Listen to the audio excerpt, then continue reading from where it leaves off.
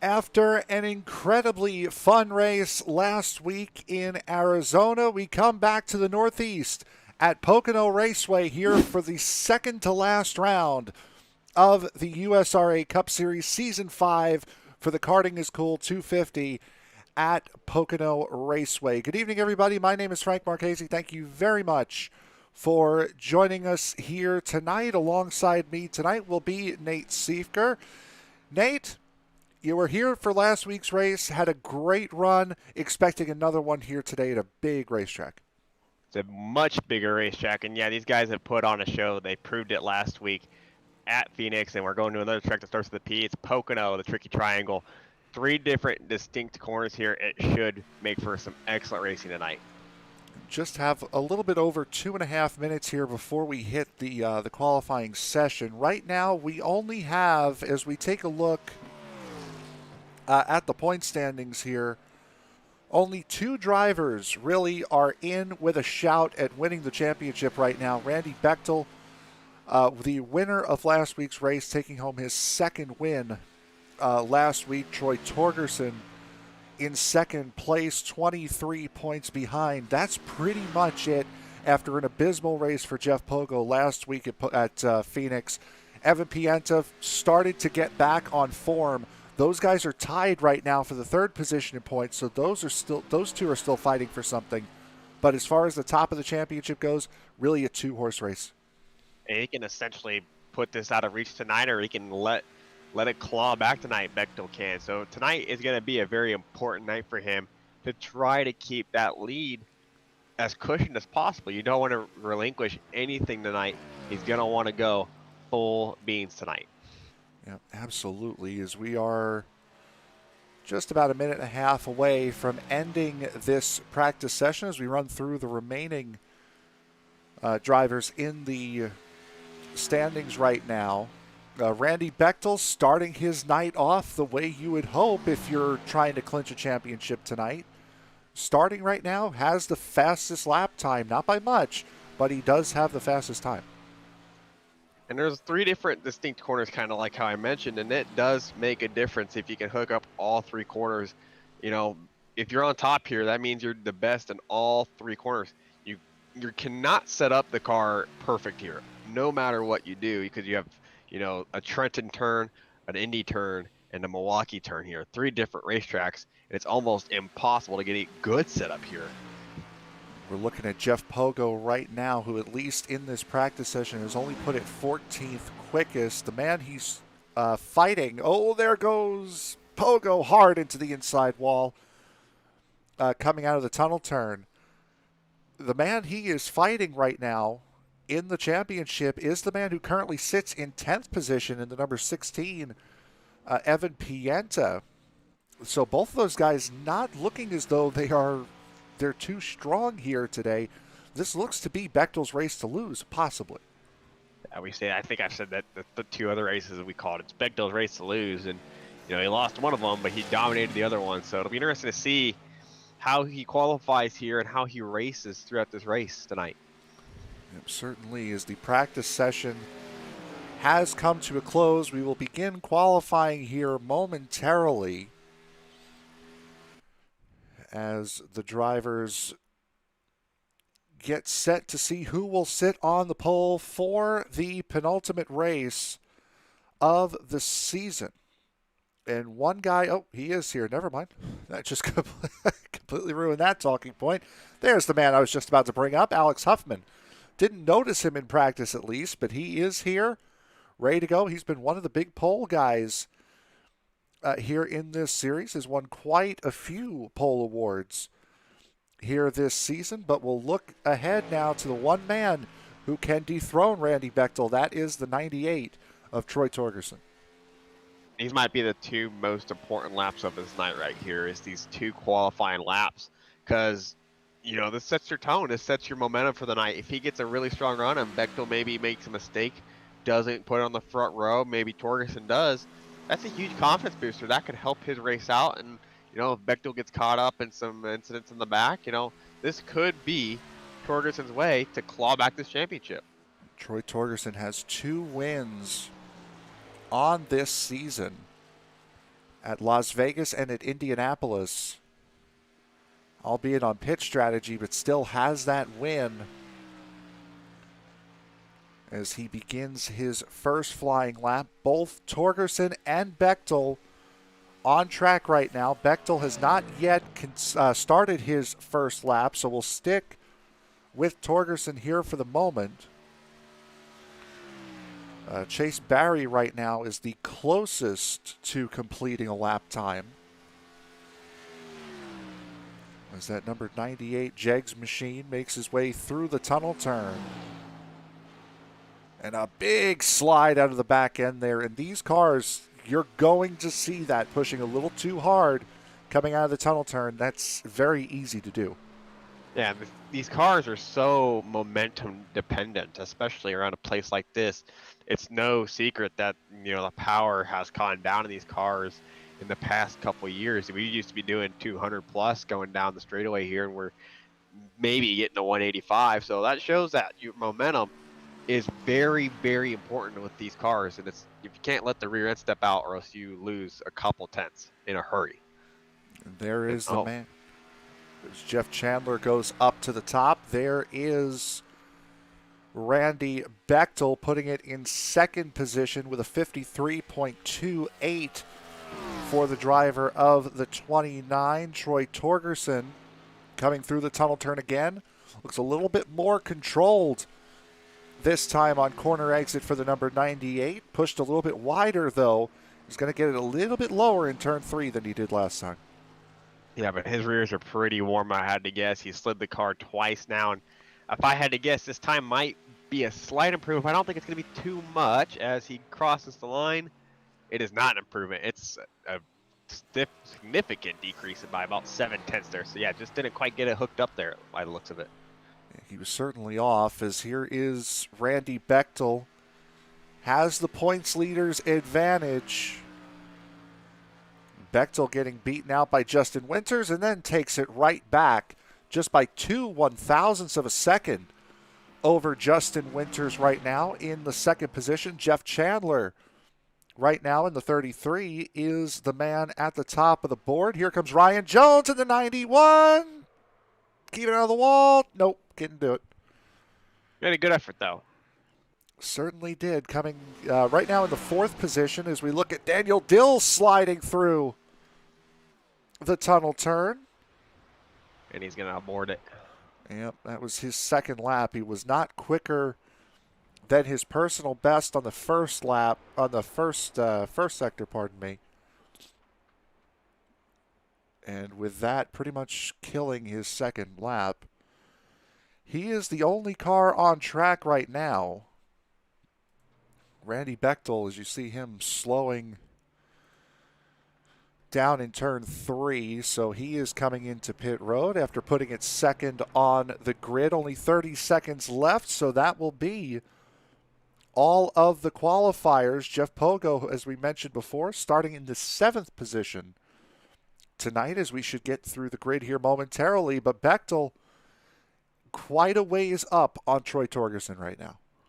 Yeah, it's pretty dominant when you can, you know, he's up the road a couple rows for sure. And he's in a much better position than Torgerson is. And not the qualifying Torgerson needed, but it is the qualifying that Bechtel needed for sure. So it'll be interesting to see if Bechtel can get up front, if he can stay up front like he did at Phoenix, if how this race progresses from there.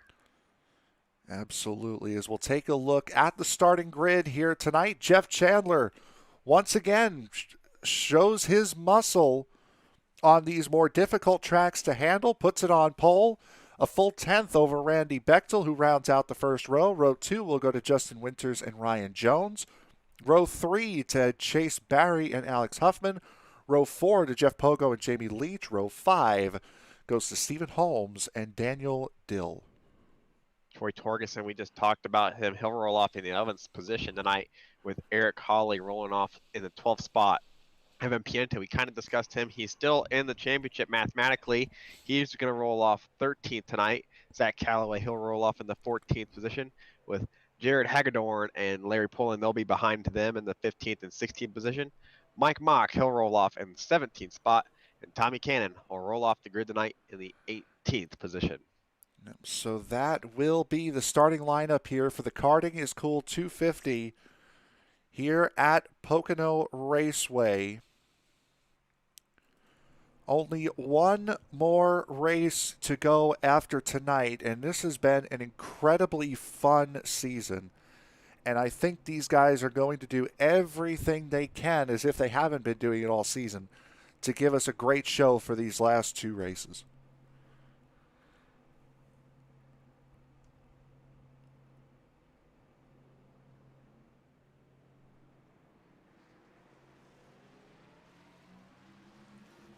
As the cars beginning to roll off of pit lane. And we'll jump onto the racing surface, getting set for 100 laps here at Pocono. As we mentioned, only one race to go after tonight. That would be the season finale at Charlotte Motor Speedway. 166 laps will be the season finale. Coming up next Thursday night, and then we're only going to be down to one double feature a week at least, as the DOB 410 Sprint Series will be at Weedsport at 9 o'clock tonight. So about an hour from now, you can catch that race as we get set to go. I'm not sure if you're going to want to leave this one, though.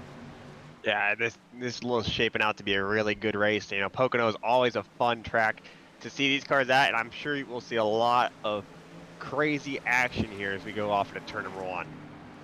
It's a long runoff into turn number one. And you can see some guys getting nice and close to each other here on this restart and then here on this initial race start. It's going to be quite interesting to see what this rundown can do. Again, a very wide racetrack, and these guys are going to be using every inch of it as we get set to go for the penultimate round of Season 5. Green flag is in the air, and we are racing at Pocono. Pretty much everybody stayed in line there. That's actually quite surprising considering the fact that we usually see everyone spread out here in the starts. But here comes Bechtel. He's on the top side here. Let's see if he can keep this momentum all the way up there. As trying his best, but cannot keep it to the outside of the 33. Bechtel tonight, again, of course you want the win. Doesn't need the win, because especially now you can see here is his championship rival currently running at the 12th position. Has lost a spot. Has Troy Torgerson on this start. Just has to finish in front of the 98 tonight to put some serious pressure on him going into next week. Maybe even clinch the championship depending upon how many cars show up. Yeah, absolutely. So that's got to be in Torgerson's mind tonight. As look at them get really out of shape there. It looked like that was Justin Winters. He got extremely close to the wall there. Can't do that too many times or else you will eventually smack it pretty good.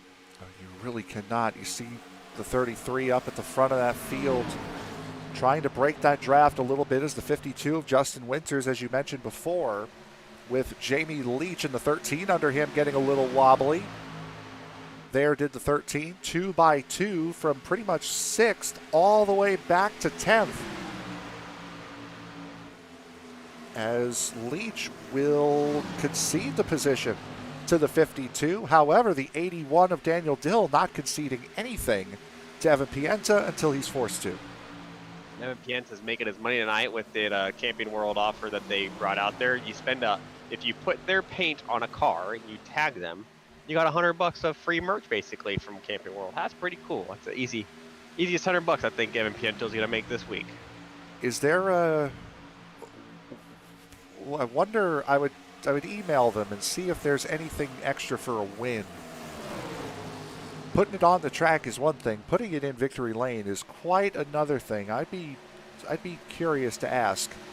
Well, actually, as a matter of fact, Ronnie Osmer, who ran in the race, the Sim Racers Edge race last night, he actually ran a Camping World paint, as you noticed, and he actually liked his post. Camping World did. So Camping World is on board with that. They liked his post, and they were like, "Good job, Ronnie." I absolutely 100% did notice that he ran a Camping World car last night. I noticed the colors, not the sponsor. As the 9 getting big time loose coming out of turn number 3. Going back up to the front. Everything's holding pretty steady right now. Up here at the front of this field, Chase Barry and Alex Huffman having a little bit of a battle for the 4th position. And one would think the inside lane around here would have the advantage all the way around, but there are places around this track where you would much rather be on the outside line. The Indy cars I can attest for. That outside line in 1 and 3 does work quite well. Now with these Cup cars, they're a little less power, a lot less downforce, a lot heavier as well. You think the bottom lane would work a little bit better, but it seems like it translates pretty well here as well to run that slightly higher lane. So it'll be interesting to see as this race progresses, as the track gets more in tone with it too, if people start to search for, the more grip on the road. It certainly is. See, pretty much everybody in a line. You really do not want to lose that draft here. You do get quite a good amount of draft. And to use that to set up to make a move going into turn 2 or to try to make a dive going into turn 1 would be really, really useful, as we see Jeff Chandler currently holding a half a second lead over Randy Bechtel. It's really interesting to know, and I haven't really got on board yet to see, but Pocono is known for shifting. You usually shift here. Back in, the mid-2000s, it was really famous that Mark Martin was the one who, he did the transmission boxes so that you could shift it down to 3rd, a lot easier. Interesting to know, I don't see anybody doing that tonight. Kind of like how I saw at Phoenix with Bechtel, if you remember. He was shifting down to 3rd. So tonight, it doesn't seem like I've seen anybody do that yet, which is kind of surprising for the track that's known to do that. You might see it a little bit later in these runs. As we look well to the back, there's Zach Callaway getting around Stephen Holmes. Callaway up 2 positions from his 14th place starting spot up into the 12th spot right now is the driver of the 55. His teammate Tommy Cannon in the 47 did not qualify and did not grid for tonight's race in the number 47. So only 17 cars actually taking the racetrack here tonight as we take a look at Jeff Pogo and Daniel Dill. Daniel Dill looking really racy here tonight. Yeah, Daniels looked really good there. A little bit of a wiggle there from both drivers there, but yeah, they're looking pretty strong. Interesting to note too, I've seen a lot of drivers drag that brake through 1 and 3. Now people don't realize, but the brakes do make a difference in your tire temperatures here. So the people that are coasting through the corners a little bit easier, their tire wear is going to be a little bit better than the people that are running the brakes. Certainly would, and it also puts a lot less stress. You're talking about tire temperature, puts a lot less stress on that right front as you turn it in to brake into the corner instead of roll into the corner as you would more or less want to do in one of these cars, as Troy Torgerson makes a move on Evan Pienta right in front of the pair we were just looking at. Yeah, Torgerson's starting to move up. We talked about him starting back in the 11th position. He's up 2 spots. Now he's up 3 actually. So he's moving forward. Maybe not the clip that he needs to per se, but he's doing the job that's asked. He's staying in the draft. He's making time on the leaders. He's just maintaining at the moment. That's all you can really ask. Now he is leading the draft, as the line that he is currently leading is a 2.5 seconds off of Jamie Leach in the number 13. At the back of this quad of cars here between Alex Huffman, Chase Barry, Justin Winters, and then the aforementioned Jamie Leach. Evan Pienta still right on the back bumper of that 98 as Zach Callaway looks for a move on Daniel Dill. Can't quite make it stick. Interesting to know, I've seen a couple people tonight so far, if somebody makes a move or around the outside and they get sliding behind, I've seen almost every single case where the guy's gotten loose. It seems like a lot of the air that comes off that front car is making these guys loose. So that could be really interesting to see as this race progresses and the tire wear kicks in, how that affects the drivers. I mean, that could... You hear so much about aero wash in the Indy cars and in cars with front wings. these cars here, they also have a pretty good amount of aero wash on the front end with those front splitters. So not all that unheard of, especially around a track like Pocono where you need tires. And boy, Alex Huffman just scrubbed all 4 of them coming through the tunnel turn. Yeah, Jamie Leach as well. They both got really loose there. So it's interesting to see. We're 9 laps in, starting lap 10 here. Oh, look at that. That was a heck of a save by Winters there. But yeah, everyone's starting to get loose. I think everyone's starting to get to that stage where, oh, I need to really start to manage my tires here. Alex Huffman not quite in range of Chase Barry just yet. Nothing going on up front. 1 second, 1.1 seconds the gap between Jeff Chandler and Randy Bechtel. Again, Bechtel does not need to win this race here tonight with the situation that he is in right now with himself in second and Troy Torgerson back in the 8th position. The championship is pretty much all but won at this stage. So Bechtel doing everything he needs to do right now, and Torgerson might want to try driving it a little bit harder. We talked about how good Torgerson is at saving tires. He might need to use a couple here right now. Yeah, but Torgerson's in that kind of, this track is so hard on tires. Yeah, I'm sure he wants to go to the front, but you will undo all your work trying to get to the front if you just push way too hard too early. So that's got to be in his mind, Torgerson, just to kind of know that, yes, I will get up there. I just got to make sure I do it in a timely and efficient manner. Because if he just goes all out right away as, Pienta barely scraped the wall there. Bad run coming off of turn number 1 for the driver of the 16. Right now, you're seeing these guys 8th, 9th, and 10th. The 98, the 4, and the 16. These guys are currently sitting 2nd, 3rd, and 4th in the point standings.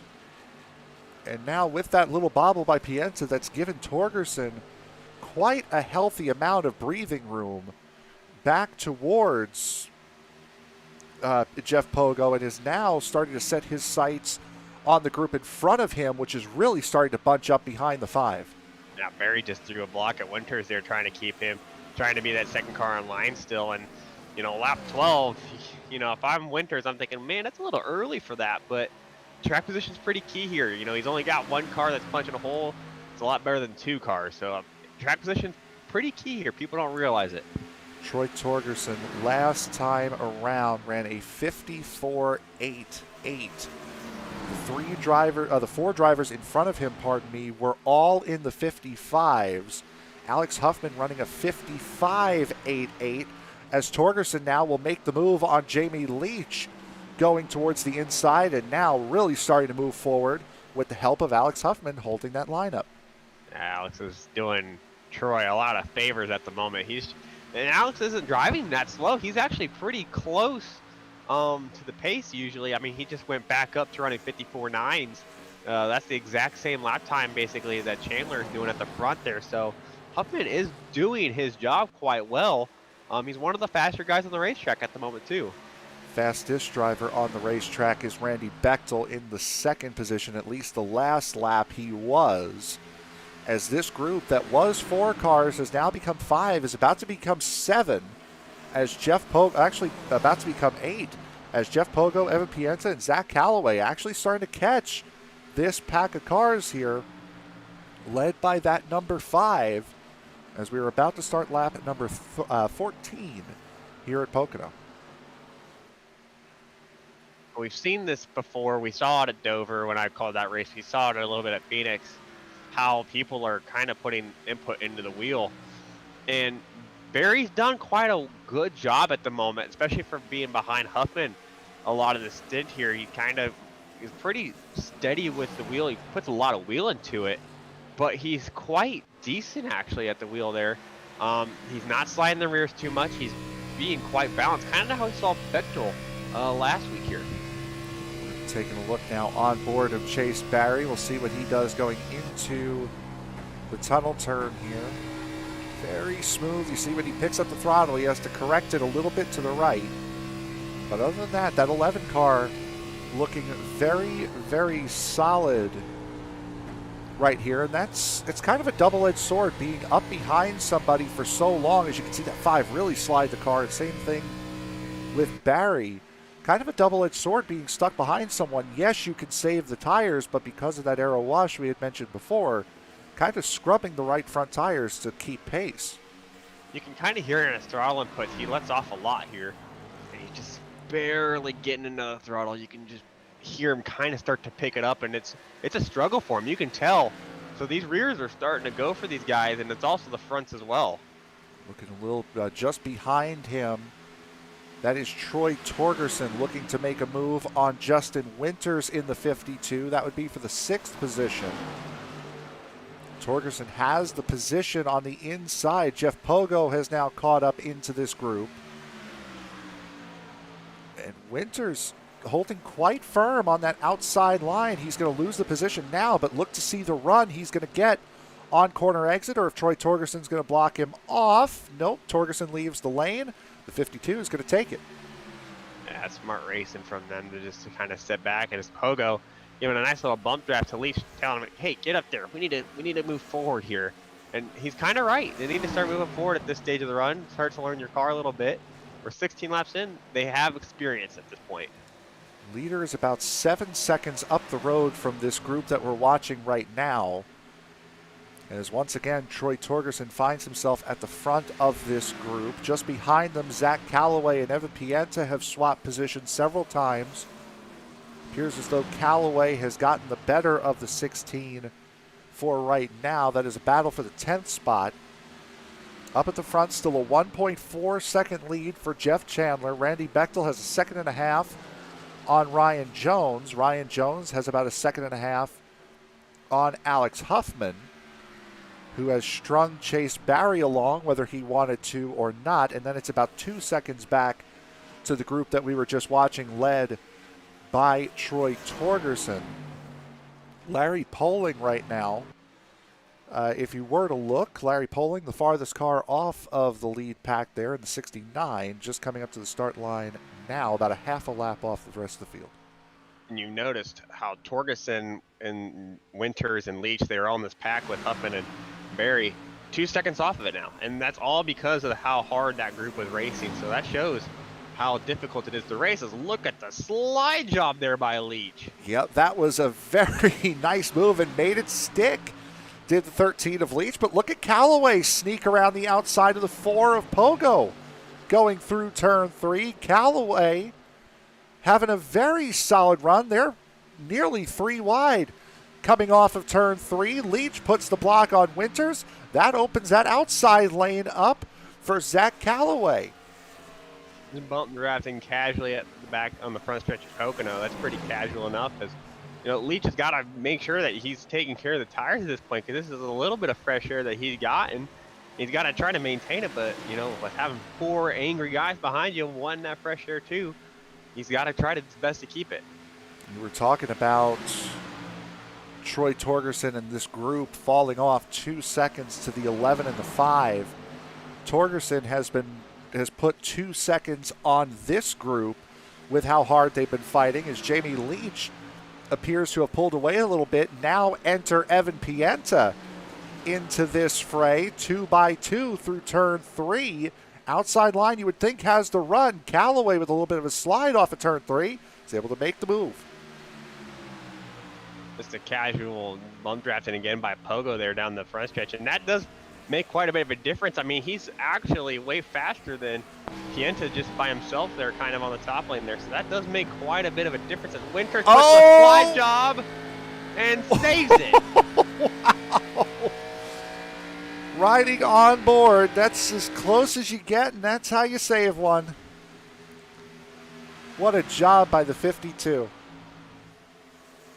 And that was a really good job too by Pienta, because that could have gone a lot worse if, you know, Pienta didn't recognize the situation. Yeah, they made contact and everything like that, but still, great work by those guys to make it a lot better than it could have been. Just as easily could have driven right through and pushed the 52 around and out of the way. As now Pogo looking to the inside of the 52. Almost a quarter of the way through this race. Green flag pit stops are going to be looming here. not that far away as Ryan Jones has really started to slip backwards. We were talking about him being a second and a half ahead of Alex Huffman. There is the gap between the 91 and the 5 right now as we get deeper into this run. Something to note as well, these guys aren't running that far off of their best laps either. They're doing quite well at the moment. I mean, if I take a quick look here, of course, he set his fastest lap. I'm talking about Chandler. He ran his fastest lap on lap 3 with the 53.45, and he's only 2 seconds off at a 55.49 at the moment. So that's quite impressive considering how long this track is and how demanding the tires are, especially around here. You do get to cool them off quite a bit down these long straightaways, though, so you heat them right up going through these corners. But these long straightaways at all ends of the racetrack kind of give you that little bit of a breather to be able to cool those tires down and not overwork them as we ride on board with the 5 of Alex Huffman.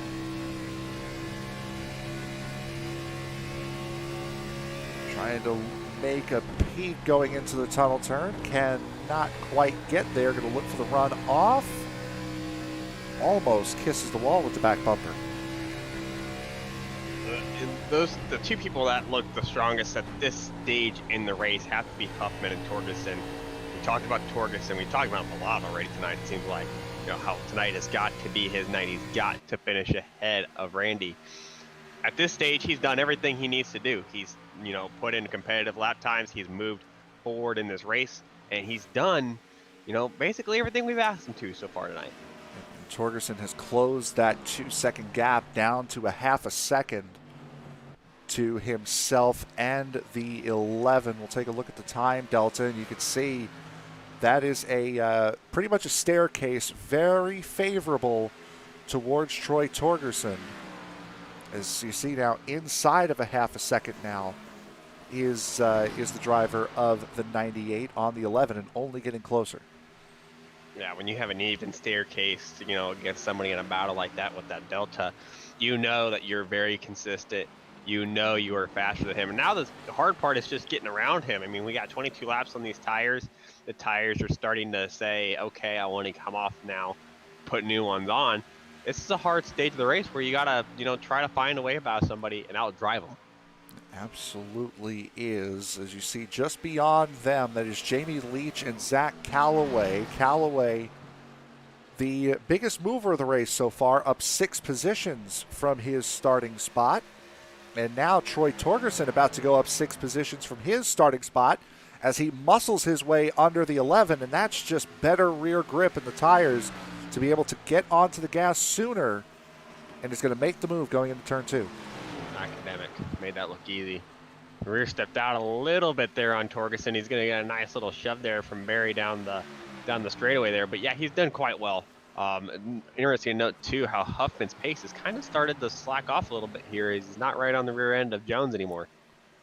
Jones must have made a mistake in order to lose all of that time, because Jones is starting to pull away a little bit. And for all the times that we've talked about Alex Huffman this year and how he hasn't really been good at saving the tires, he hasn't done a great job on the long runs. We've seen him come in early on pit cycles. We've seen him really struggle. Same with Evan Pienta. He has done a fantastic job here tonight. Had a little bit of an issue around the lap 10 to 15 range, but that 5 has been on a rail tonight for the most part. Yeah, and he's done quite well. I mean, he's kept the rear end in check, which we've documented. He's had a couple spins, and it really just seems to be due to heating up the rear a little bit too much. And he's really done a very good job tonight, keeping that rear end of the car in check, and it's really showing how well he's done with that. Well, progress being made as Chase Barry, right behind these guys, comes into pit road. We are at the quarter mark of this race, working on lap 25 out of 100. And the 11 of Chase Barry is into pit road. It'll be interesting to see, too. Torgerson was around him, so we've seen Torgerson's pace be really strong, and it'll be interesting to see if he decides to pit here just to cover off Chase Barry there. Jared Hagedorn in pit road as well, and you're right, that could draw these guys into pit road now with a 2-second a lap difference as there is the 33 of Jeff Chandler. Boy, for the guy who's been leading the race, we haven't showed him pretty much at all here tonight. We'll see what he does coming off of turn 3, taking his normal exit. He's going to stay out on the racetrack.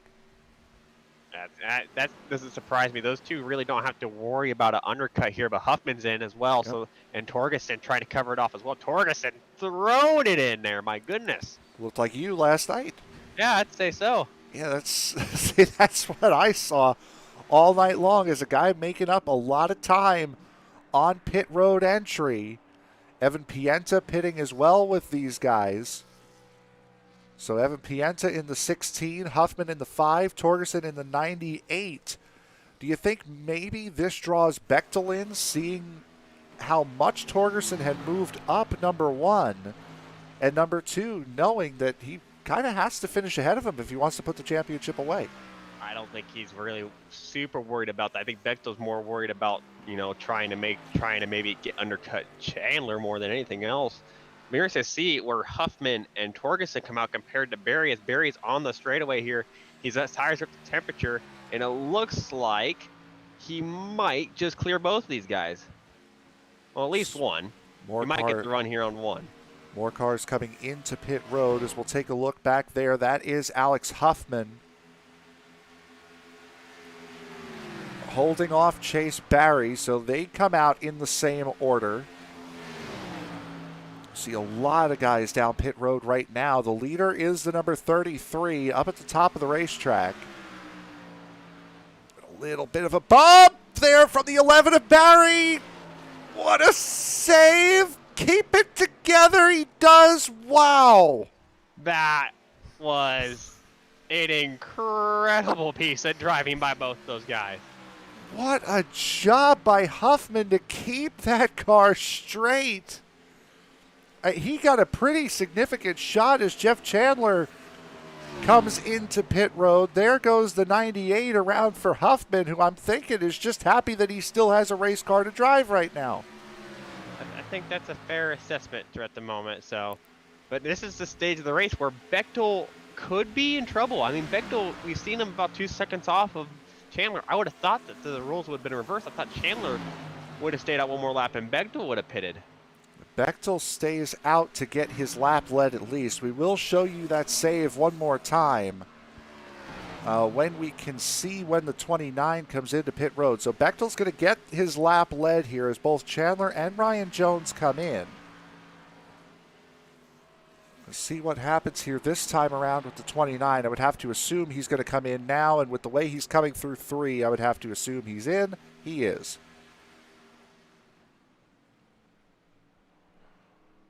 Nice, smooth, don't get a speedy penalty. That's the last thing that he needs in this race, especially with the fact that this race has gone green so far. If the race starts off green, kind of like how we saw last night at Sim Racer's Edge, if it starts off green, tends to go green for a long, long time. So you do not want to make a mistake on pit road. Certainly not, and that's what put the 29 in a compromising position at Atlanta a couple of weeks ago. Had a pit road speeding penalty on the second round of green flag pit stops. We're looking at the race leader, Daniel Dill, at the moment. Jeff Chandler coming down the front straightaway. See where he comes out in relation to Randy Bechtel. Chandler should jump him. He does. And Barry Bechtel might get him. Take a look here. There's Chase Barry, and he's up to speed on that outside line. And you're right, Barry will get the position over the 29, so make it 33-11-29, and Torgerson only a second behind his championship rival. He can see his target now. It's pretty good considering the fact that, these guys were a bit off of where the other guys were, but it's interesting to note, Torgerson and Barry both set their fastest laps of the race there, so they knew the pressure is on. Barry did what he had to do in order to get by and jump Bechtel in the pits. We weren't expecting that, were we? No, certainly not. And just to think, this move here, those guys could have all gotten around him. As you see that little bump, that save, will get a little bit closer here. I thought that was going to be a little bit better than it was. But we'll take another look here. There you see the shot The 5 puts it in the grass, comes up, clips the 11, and if it wasn't for that, those guys, probably all of them could have gotten around the 29. Yeah, that compromised all 3 of them, and it's interesting to note, Barry had probably got one of the worst ends of that next to, Huffman got a pretty bad stick of that, but Barry as well, he got quite a bit of front-end damage on this thing, so I wouldn't imagine Bechtel being behind him for so long, but Bechtel is, it's a different Bechtel than what we're used to seeing. He's really throwing the car out there trying to get by him. And that 11 has proven he is quick. The last time we really saw this much pace out of the 11 was at the Daytona Road Course some 2 months ago now. Daniel Dill still out in the race lead, has not come into pit yet. As we work lap 31 of this race, might be coming in this time. No, takes his normal exit. Mike Mock sitting behind him. Mock has come into pit on lap 22. So Mock would be looking to get a lap back here, as the current gap between first and second is 17.5 seconds. Another 3.5 seconds between Chandler and Barry. Don't look now, but if this race goes green the rest of the way, and Daniel does maybe 1 to 2 more laps, One less he's got pit a pit stop on these guys. Yeah, Yep. I think so. If he can just, everyone is looking to put the race in quarters. This man's gonna go in thirds and just take a whole pit stop out of it. If he can go 2 more laps, that it would be one heck of a strategy for Daniel Dill. Now, we have seen strategies work. I would think this time he would have to go 34 laps. For me personally, as here comes Dill in now, so he pits at the 3rd mark of this race. Everyone else pits at the quarter. I would have to think, you know what, I want to do my... Pienta's in the pits. Why is Pienta been in the pits for a while, or? Yeah, Pienta has been in the pits for a while. Eric Colley there in the 8 has been in the pits for quite some time now. Pienta, some rear end damage on that car. Can't really imagine what that damage was from, unless he got nudged from behind. Eric Holly has some damage on that number 8 as well. Holly has been in the pits for 7.5 minutes now, almost 8 minutes. Pienta's been in for 3.5 minutes. Ooh, a big slide from Zach Callaway. This is for the 7th position. It's interesting to know. I'm looking at, Huffman's lap times here. He's kind of running the same exact lap times that he did before he had his damage in that first stint. So he's running very comparable to that first stint. So it looks like his damage isn't that bad. Bechtel's, of course, we've noted he's gotten around Barry as well. So Bechtel's got some work to do to close down a 3-second gap to Chandler, but it is doable. Last time we had checked, it was a 3-second gap. It is a 3.3 second gap. It is now down to 2.8. So Bechtel has closed in a half a second on Jeff Chandler, who has led every single lap of this race that has not been in the middle of a pit cycle. Randy Bechtel does have a lap led. Daniel Dill has a lap led. And I would think if Dill wanted to make that strategy work, I think he would have needed to come in this time. I would much rather push my longest stint as the first one and make the next 2 33, just so I know for certain I can make it. That is true. I'm trying to think of how else this could work in his favor. If he goes to, let's just say, 64, everyone pits on 50-ish roughly, and then they have to pit again around 75. He's in, let's say there's a late caution, we go green the rest of the way here. You'd be in a really good position if that was the case, but that's a lot of things that has to go your way for that. So it'll be interesting to see if that strategy can work. It is possible. I mean, I'd have to say he's got some work to do to make it work, but, never say never, I guess. And we saw at Pocono, I believe it was with Jeff Winter in the 30, you can make it work, but you also have to keep that gap. So it's not it's not enough to be a whole pit stop ahead of everybody. You also have to maintain that gap on the racetrack, and he had a 17-second gap to Jeff Chandler when he made that stop. So he's got to find a way to maintain, if not close that gap out, in order to make that strategy work in case he does have to save fuel, especially. And it's interesting to note, Bechtel's made up a whole second that lap. However, Chandler was lapping Poling as well, though. So we're going to see if Poling maybe holds up Bechtel the same amount, though. But Bechtel is running 54 O's. The rest of the field's in the 54 5s and 6s at the moment. So he's done an exceptional job. The only other man that's even close to him or anywhere near is Ryan Jones at 54 4. So half a second clear of the field by every single guy on the track. Gets around Larry Poling with relative ease. Here is the battle for the third position between Troy Torgerson and Chase Barry. And now if you're Troy Torgerson, you have to be thinking, okay, I may not be able to get up to and around him being Randy Bechtel, but at least limit the damage to make it to where you're not facing an impossible task next week at Charlotte to try to win this championship. Finishing one spot behind him, not as good as finishing a spot ahead of him, but certainly beats finishing 5 or 6 spots behind him. He's done, like I kind of mentioned earlier, he's done what he has to do so far in this race. He's gone up 7 positions where he qualified. The only thing that he could have done better is qualify better, of course. But, only 5 seconds off, 5.5 actually, off of the lead, 37 laps into a race. Passing that many people is not a bad feat at all. I think he's got a lot to be thankful for. If he gets the yellow here about halfway through this race, he's going to look very strong, I'd have to say. I would imagine so. And as you said, the only thing that he could have done better so far in this race is to have qualified better. Evan Pienta, from what I can tell, is no longer participating in the race tonight, and I would have to assume that Eric Holly is doing the same.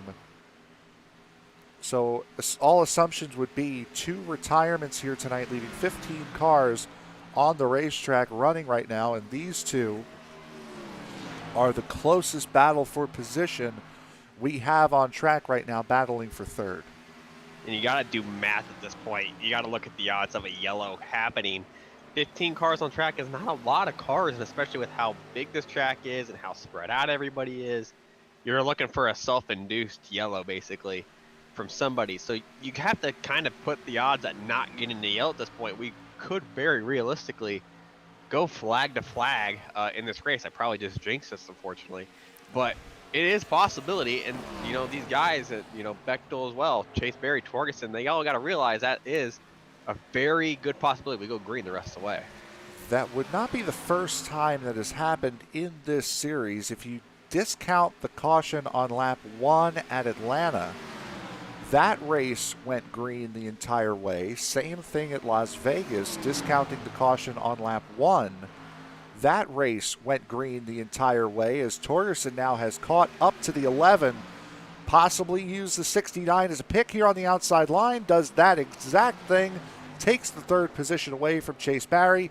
Now he can set his sights on closing what is a 5-second gap to Randy Bechtel ahead of him. That was beautiful. You don't usually get to see that happen very often. So Torgerson has done literally everything in the actual race portion that he's done so far. The other 2 guys, they've just on another planet at the moment, but they've also had a little bit of a head start compared to these guys. So Torgerson does look strong. He's got a little bit of homework to do in order to get up a little bit closer, though. The gap between Torgerson and Bechtel coming into tonight's race was 23 points. The difference between second and third in the point standings, the USRA does not use the standard 43 points for first, 42 points for second, 41 points for third. They do have a different standings list, or a different way that they do the points. as compared to what you would normally see in a series. Only 1 point difference between second place and third place. Second place gets 70 points. Third place gets 69 points. However, right now, Troy Torgerson would be losing 2 points to the 29 because Bechtel has led a lap. That might be something that Torgerson considers here just prior to this next pit stop. I don't think Torgerson's really in a very good position to do that. Plus, he's pitted 3 laps sooner than Bechtel did. Plus, undercutting has gotten him into a much better position with the pace advantage we saw earlier with Barry being able to jump Bechtel. That does be very effective. So I'm kind of surprised if you were to try to extend further to try to get that lap, because it really hurts your race more to try to do that. But it gets you that bonus point that you need to keep pace with the guy you're trying to fight. Yep. But the only thing that you have to guarantee that yourself that you got to do is, if you do that strategy, you have to guarantee that you can get yourself back into third. With how Chase and Alex have looked tonight, I wouldn't say that's a guaranteed possibility, especially if they decide to undercut as well, because we've seen how effective that undercut is. So if you can guarantee yourself that you're going to get back up to third, that is a strategy that is pretty good. But as we've seen, these guys have done the undercut very well so far tonight. There is the championship leader right now, currently sitting second in the race, 2.2 seconds behind Jeff Chandler. We had mentioned it getting down to about 1.6 seconds, and beyond that, it has gone back upwards. He is, however, gaining quite a considerable amount on Troy Torgerson. Randy Bechtel last time around was a 54.92. Torgerson at a 55.58. The only other driver in the 54s. As a matter of fact, the fastest car on track last time around. Want to take a guess? Daniel Dill. It would have been Daniel Dill, and Jeff Chandler has decided to bring it into pit road early. I'm not understanding the strategy here. You know, that is considerably early. He still needs to make 2 more stops. Or pardon me, at least 1 more stop.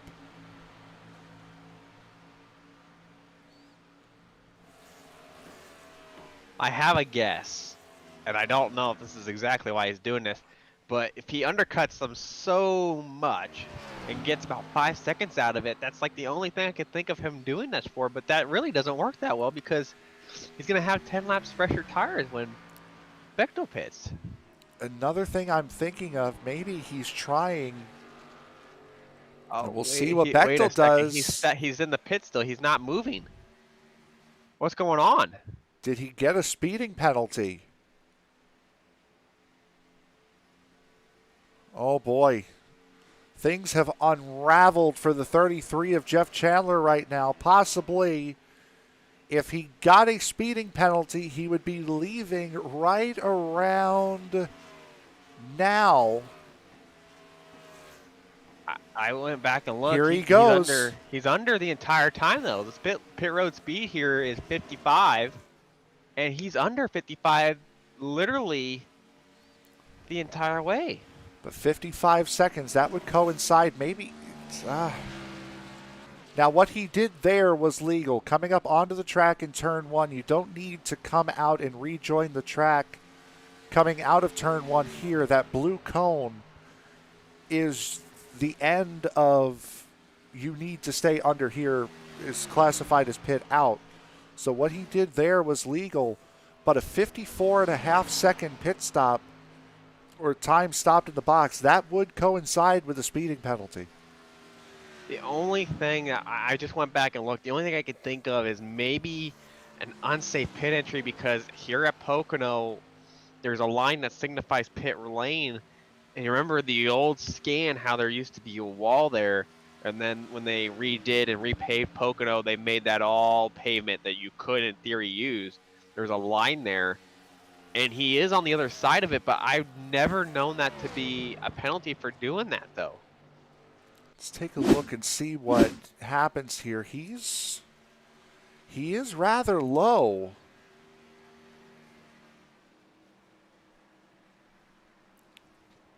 The only thing I can think of is he's outside the yellow line on pit entry. That's the only thing I can think of. You see that yellow line in pit lane there? That could be that unsafe pit entry if he's on the wrong side of that line, because that's technically not outside of that yellow line, is technically not pit lane. That's the only thing I can think of. I've never known anyone to get a penalty for that, though.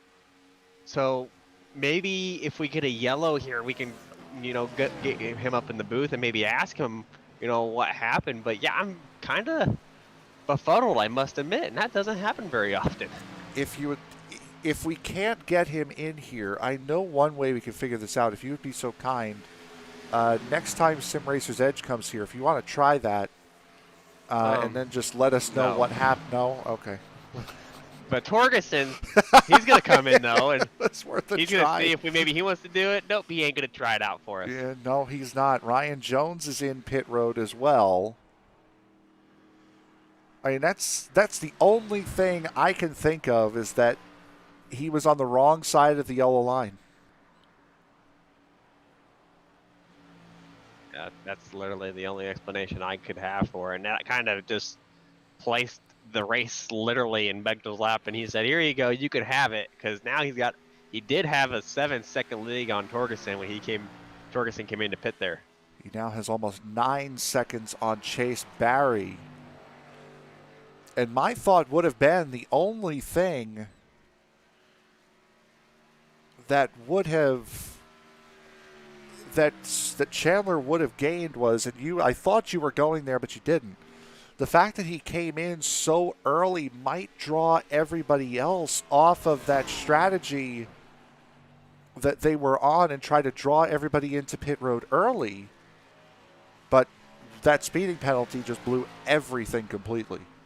I did think that, but in my head, I just don't see how that could work that well for anyone else to do that. You're asking, more time on a tire set than you need to necessarily. So I did think of the possibility for it, but it's interesting why he's commanding the race. He's up by 2 seconds on Bechtel. I don't understand why Chandler believes he's in a position that he has to undercut anyone, let alone Bechtel. I mean, Bechtel has shown more pace than he has over the course of this race, or over the course of the last run at least. As Chase Barry now brings it down pit road, Zach Callaway is going to follow. He showed more pace. Maybe that spooked him. Maybe try to get him off cycle, undercut to try to jump out early. I don't know. That could have been what he was doing, but again, clearly that penalty for whatever it was has destroyed any form of strategy he had. If there's a man on this racetrack that needs a yellow, it's definitely him at this point. Absolutely. So now it is Bechtel, Huffman, and Jamie Leach. A 10-second difference between first and second right now, as here comes Bechtel into pit road. Oh, Bechtel. He didn't stay over there as long. I did think that too. But Mike Maki just did basically the same line that Chandler did. Pretty close to it. So we'll see if one of these two, or if both of them, get a penalty as Jamie Leach moves up into the second position. There's the 29 into pit road, or into his box for his stop. Jared Hagedorn in the 2 has come into pit road as well. And with where Bechtel is pitting right now, no, Bechtel's clear. He's good to go. Mike Mock good to go as well. So what in the world could Chandler have done? I'm very befuddled. I really, honestly have no idea what else could have happened there. You're going to see also here, look, here's Troy Torgerson 2 seconds behind Randy Bechtel and closing rapidly here. As Alex Huffman comes into pit road, there is the gap between first and second in the championship. Alex Huffman into pit road. Jamie Leach will get a lap led. That gap that was about 5 or 6 seconds between Bechtel and Torgerson is now just 1.7 seconds.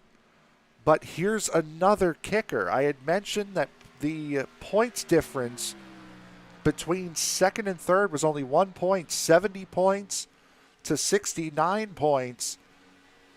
That's not the same difference from first to second. First place gets 75 points to second place is 70 points, as boy, Bechtel really had a moment there in turn one, getting it all over the apron. That did not do his tires any good, considering the fact that his tires are newer. He's got more grip, and he just kind of threw away a significant portion of that advantage right there. Torgerson just set his fastest lap of the race with a 53.7.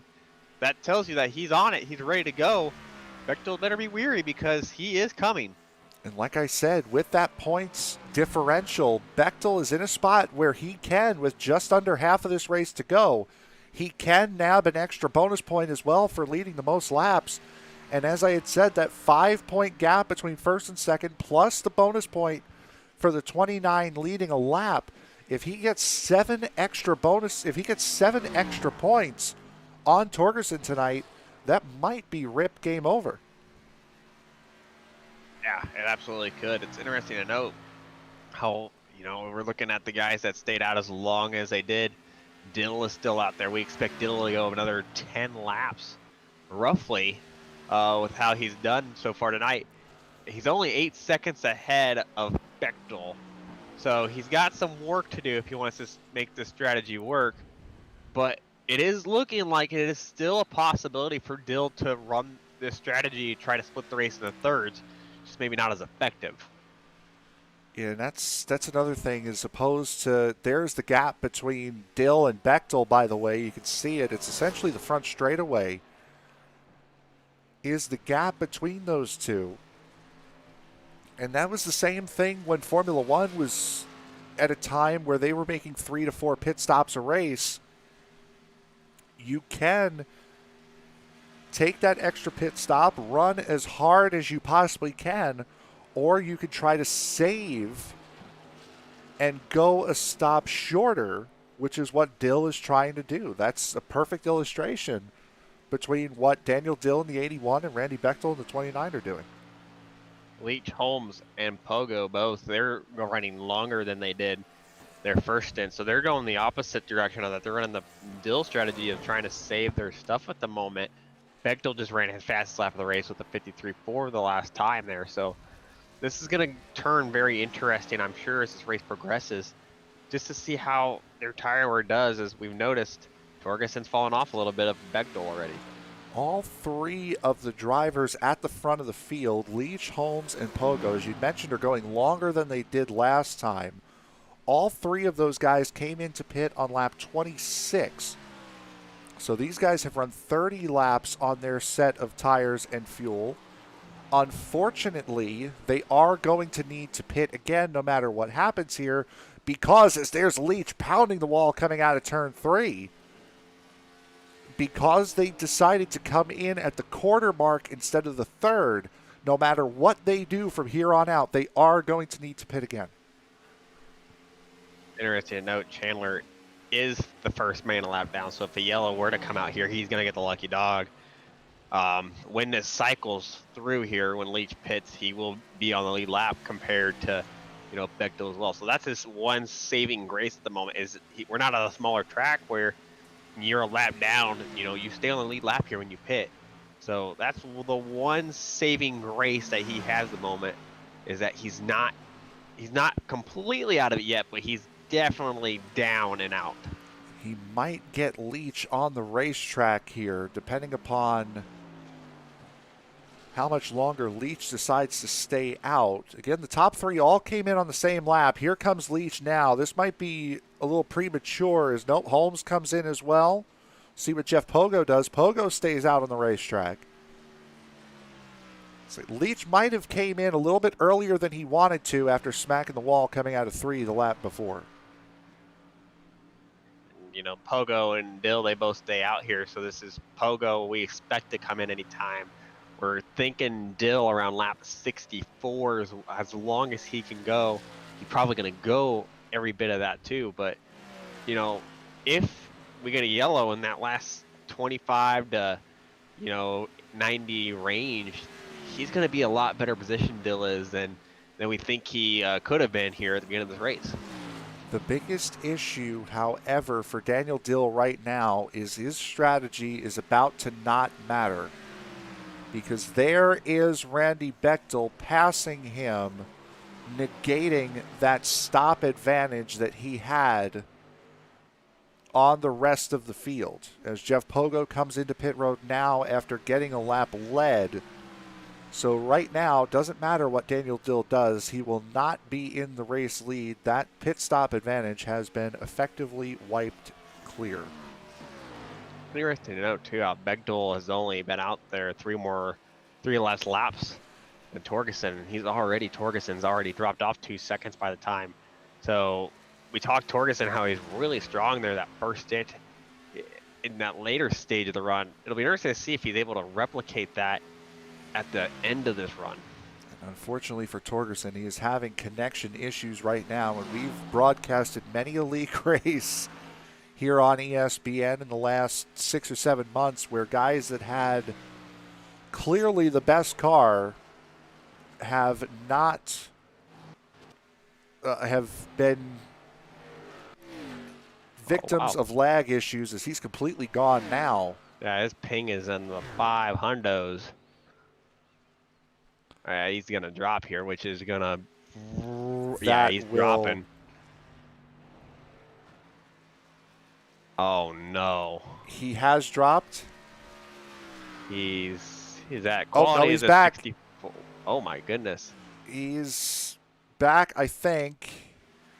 There he is. So he somehow miraculously survived being on the verge of a throughput, and if he did get that throughput, that was ball game on the season. For a period there, his ping was in the thousands, folks, which is a lot for dummy talk there. That's quite considerably. So it's kind of impressive how he was able to come back. That's essentially your car being at 300 on the water temp and then miraculously going back down to normal operating temp. Yeah, your ping is, you want your ping to be like your golf score, as low as possible. And if you're in the thousands in golf, you have a serious problem. Same thing as ping. As this pit cycle has pretty well ended, Randy Bechtel has the race lead. Daniel Dill sitting in second by about 5 seconds and losing rapidly in that number 81. And is about to get passed by Troy Torgerson. And look at Chase Barry starting to make a move back up towards Troy Torgerson. Was about 0.2 quicker than the 98 last time around. And you got to wonder, too, if that internet connection issue that may have affected Torgerson there. I mean, thinking that you're going to drop definitely does not do well on the mind, especially if it's happening in that moment. So give Torgerson a lap or two here to kind of get his bearings back. Plus, it is known that if you are not registering in iRacing, it does not really affect your tire wear and stuff like that. So maybe he got a little bit luckier, but he's got some work to do still. And also, if he's having that issue long enough, he just flat out won't be scored anymore. So he may not throughput, but if he continues to have those issues, iRacing might not score him anymore. So that would mean he'd just fall a lap down. He'd think everything's going okay, but still he'd be dropping laps to the race leader. Yeah, he got incredibly lucky with where that happened at. I mean, he exited turn 1, and that's when his internet issue started. It came back when he exited 3, so that was the best place on the racetrack to have that happen to him. especially with how large this track is. We're doing 55-second laps. That whole thing may have lasted 30 seconds. In most racetracks we will go to, it's about 30 seconds a lap. So he got extremely lucky here. Now he's just got to try to chase down Bechtel about 6.5 seconds up the road. 6.5 seconds up the road, and as comparing to the last lap, Bechtel a half a second quicker than the driver of the 98. So something severe needs to happen to Randy Bechtel. And the worst possible thing that Troy Torgerson could have seen here tonight was the man he's hunting for in the championship, not just leading, but is going to get quite a points jump. Prior to that pit cycle, he was only going to lose 2 points to the championship leader. Now he's going to lose 6 with the possibility of losing 7 to the points leader, making his job at Charlotte next week all that more difficult. We are just under 40 laps to go. We still have one more pit stop to get through here tonight. We will bring you that final round of pit stops and the rest of the race when we return here. You're watching the United Sim Racing Association Cup Series Round 15. The Karting is Kool 250 right here on ESPN. Don't go anywhere.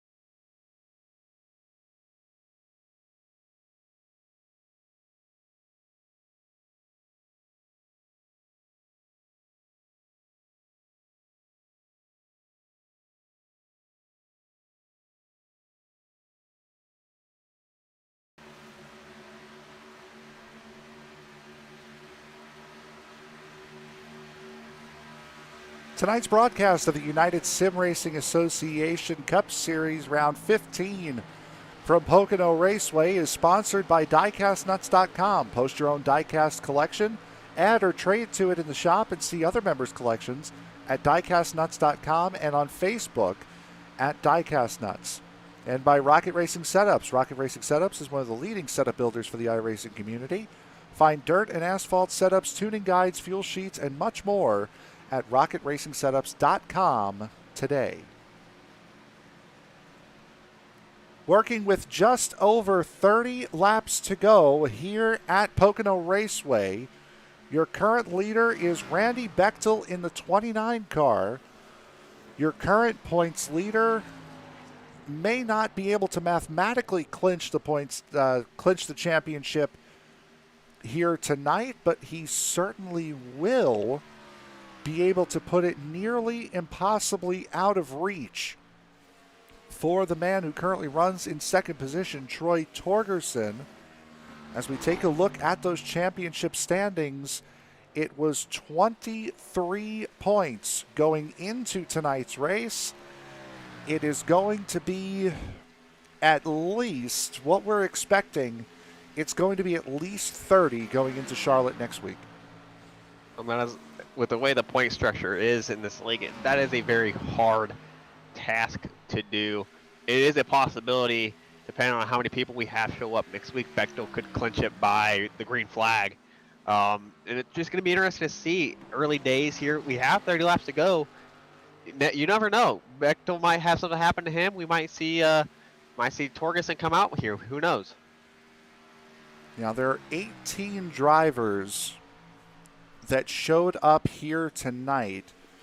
First place to 18th place in points is only a 25-point difference. So if we got the same field here next week as we've had this week, when Randy Bechtel takes the green flag, he will be considered the champion. If we get a massive field, however, like what we got for Michigan, we had 36 cars for Michigan to start the season. If we get another Michigan-sized field, that is quite another story, and the championship will be up for grabs throughout the duration of the race next week. But if we get the same field, Torgerson needs at least 25 cars to show up at Charlotte next week in order to have a chance at winning the championship. Torgerson's going to be on a recruitment phase next week, I think. He's going to be like, hey, what are you doing Thursday night? Oh, no, I know you. Oh, I don't care. Just come on out. He's going to try to get 40 cars on the racetrack. Please, for the love of God, anyone help me win this thing. And even then, he's going to need to win the race and Bechtel finish last if that were to happen. So he needs a ton of luck with the way the point standings look right now. A 30-point gap is darn near insurmountable. He's going to be the league's #1 supporter next week. He's going to be the #1 recruiter. He's going to be the #1 everything in regards to league participation. See here, Ryan Jones is stopped coming out of the tunnel turn. Caution is out. Goodness. We were talking about it during the break. There were only 2 cautions back at Auto Club, both of them for single car spins during the pit cycle. Ryan Jones, we saw him racing with Alex Huffman during the break, but he had gotten well away from the 5 by the time this happened.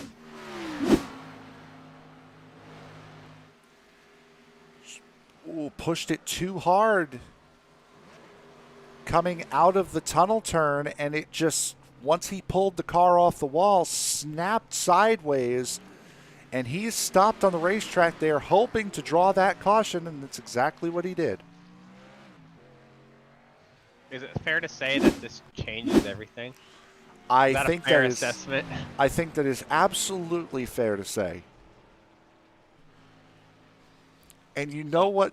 Oh, no. Well, this will put these guys, they're still good to go the rest of the way on fuel. However, this will be the longest run that they are going to have to make on a set of fuel and tires in this race. So this has helped and hurt a couple of different people. This has helped Chandler.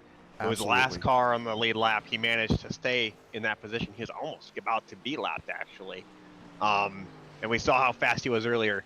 He's currently 12 cars on the lead lap. It's going to be 13 when we get the lucky dog here. One man it did hurt was Pogo. Pogo literally had just pitted when the yellow came out there. He's going to end up being the lucky dog out of this, if I had to imagine. Yeah, it's just really unfortunate for him because he was about 8th place or so. And Jeff Pogo was in his pit box by the time the caution came out. So it was Pogo pit, caution comes out. So he was safe. He didn't have to drive through pit road. So he should get a wave around here to get back onto the lead lap. But these guys are all going to be coming in for their final stops of the race. This is the money stop, and I'm surprised Torgerson's not trying to catch up just a little bit.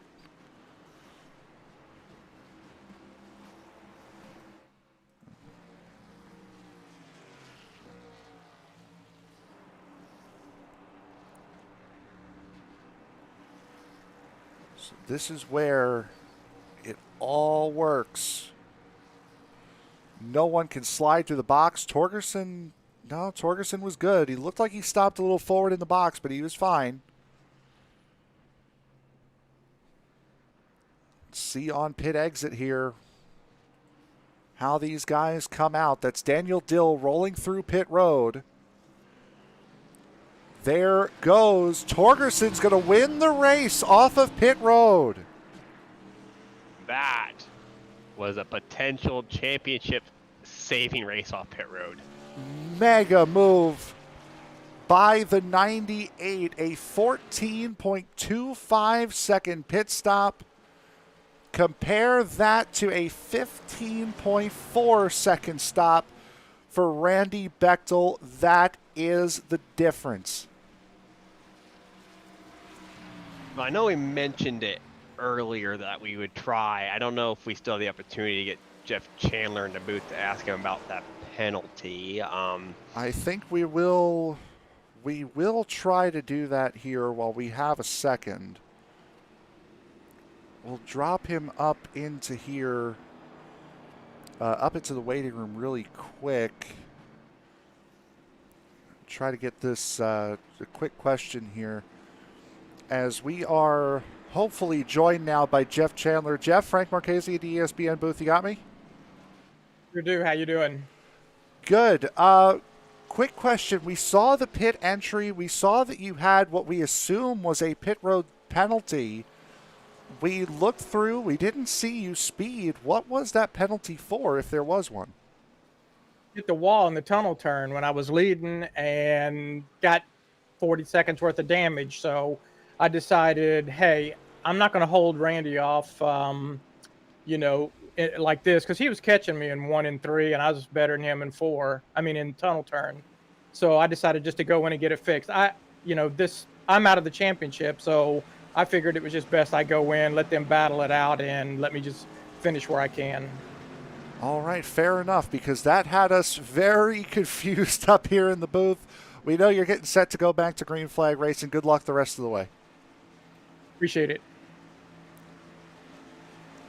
So that was Jeff Chandler. So we had missed him hitting the wall coming out of turn 2, which was why. It was odd because that was exactly the same amount of time if he had had his pit road speeding penalty. Frank, we don't need to be FBI agents because we're absolutely awful at investigating, obviously, because we probably should have seen that. That might have been something we would have missed. However, our guys who are in the crime lab were not asleep for this one. Right before we go back to green flag racing here, this is the issue with Evan Pienta. This is back on lap 28. Has a little bit of a wiggle through 1 and 2, spins, and backs the car into the inside wall, and that is why we saw Pienta on pit road with the damage that he had. So some of our guys in our intelligence agency here are doing their job, as we are about to go back to green flag racing here. 25 laps to go. Great restart for the 98. Not so much for the 29. Back to green flag racing at Pocono. That was an excellent start from Torgerson. He drops to give Bechtel the draft, though. If Barry can clear Bechtel here, this is the best case scenario, and he does clear him. You said it coming off of pit road perfectly. Oh, no! Oh, there goes Barry! Barry's around. Caution is out. Noses it into the wall coming out of one. Boy, oh boy.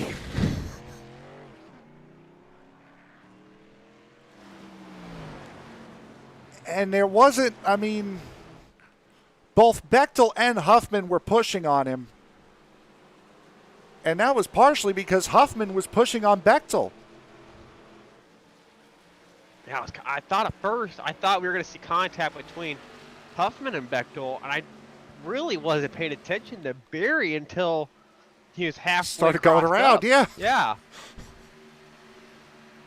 So we'll take a look at this one more time here. This is Chase Barry. See him there in the 11. See, he's getting way loose. He's sliding this thing all the way through. And like I said, both the 29 and the 5 give him a little bit of a shot. And that's what puts him around. We'll try to get something here. This is from Huffman's point of view. We'll go inside Huffman's number 5. See, just right there and just a little bit of a nudge. And you can see the right front corner and the hood bow up just a little bit. Tell you what, Bechtel's roll bar camera is also pretty impressive as well. The fact that Bechtel actually does not even touch Barry is also extremely impressive as well. Yep, we're about to look at it here. This is from the restart. We're on board with Randy Bechtel after getting a horrendous start. You can see Chase Barry just off to the left. You can see Barry losing it. Boy, you're right. He might have just missed that 11.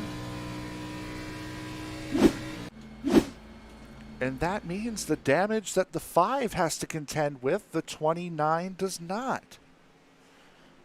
As minor as it may be. And, you know, a couple of people in pit road, Pogo's in, and Barry as well, obviously, for the damage. But it's also interesting to note that, you know, 29, he escaped that. And that was probably the best case scenario, A, to miss that wreck, and B, to further to yellow, because Torgerson had the best restart that I've seen in this league since I started broadcasting some of the races. Miss Amanda in our YouTube chat said Bechtel may have a chance if he gets a perfect restart. He didn't get one last time, but he's certainly going to have a chance to get one now. And he is certainly going to need it. I mean, we're going to restart with about 21 laps to go. It's go time. And, you know, that's about 15 minutes worth of racing. You got to look at it as a sprint race at this point here. We've seen, you know, Huffman do really well in this race. He's got a little bit of a dinged up car, but he's done just as good as Torgerson in that long run phase. So it'll be interesting to see as this race goes on here, maybe at this last 10 laps of this race, if Huffman is able to even compete with Bechtel at all. We see you guys in the YouTube chat. Tell us who you think is winning this race. Is Troy Torgerson going to make his championship fight a little bit easier going into Charlotte next week? Or could Randy Bechtel put himself in a situation where all he needs to do is take the green flag next week and he will become the champion?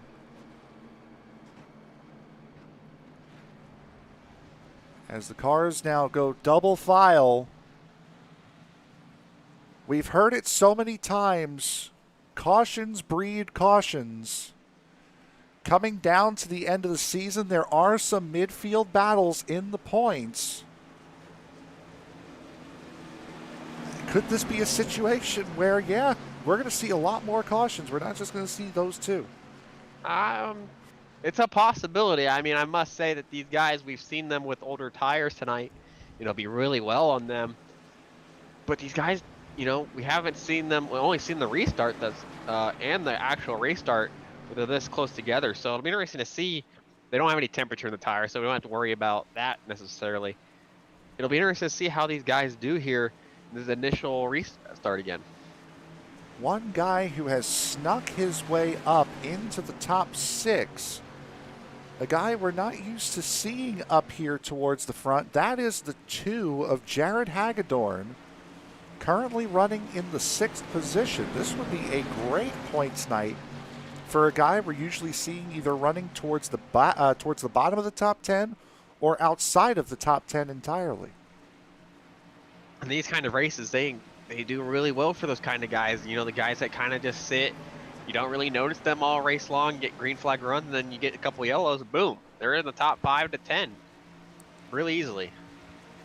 Troy Torgerson really needs something like what happened at North Wilkesboro to happen again to Troy Torgerson, coming to a green-white checkered at Nashville. Or did I say North Wilkesboro a second ago? You did. I meant Nashville. My apologies. We go back to green flag racing here. 21 laps to go. Another very good restart for the 98. Not as bad for the 29. Can the 5 hold on and make it difficult for Bechtel going into 1? Think he's going to. I don't know. Huffman's throwing it in there again. Oh, and now Huffman's loose. Another big save from the 5. I'm surprised his teammate in the 52 doesn't go with him.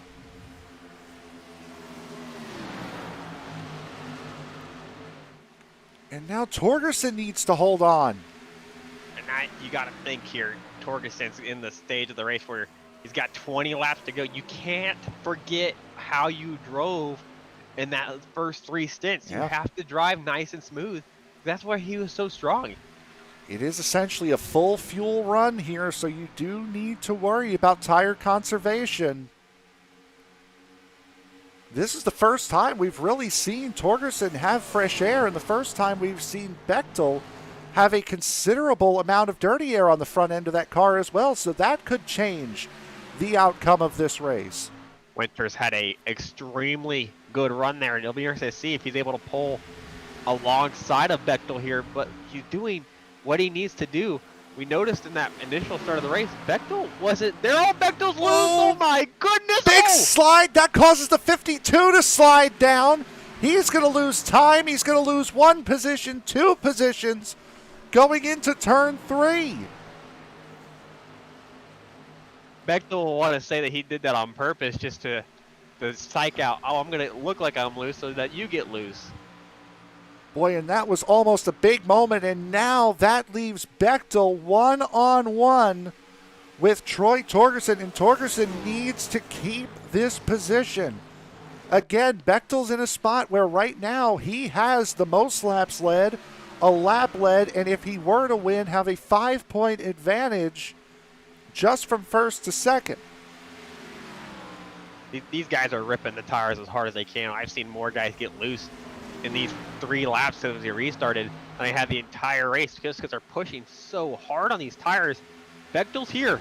Bechtel is there. Bechtel might have a chance to get around Torgerson here in a couple laps. Torgerson's got to do his part. He absolutely does. You see them coming off of turn number 3, trying to break that draft. Torgerson really has to block like his life depends on it here. This is the difference between a reasonably difficult championship battle at Charlotte and an impossible one. Bechtel's got through the corner. They were a lot better, but he was also a lot more on the ragged edge than Torgerson. Torgerson looks like he's a bit more conservative that time, which isn't a bad thing, but he's got to keep in mind, yes, you have to conserve the tire, but you also have to keep this guy behind you.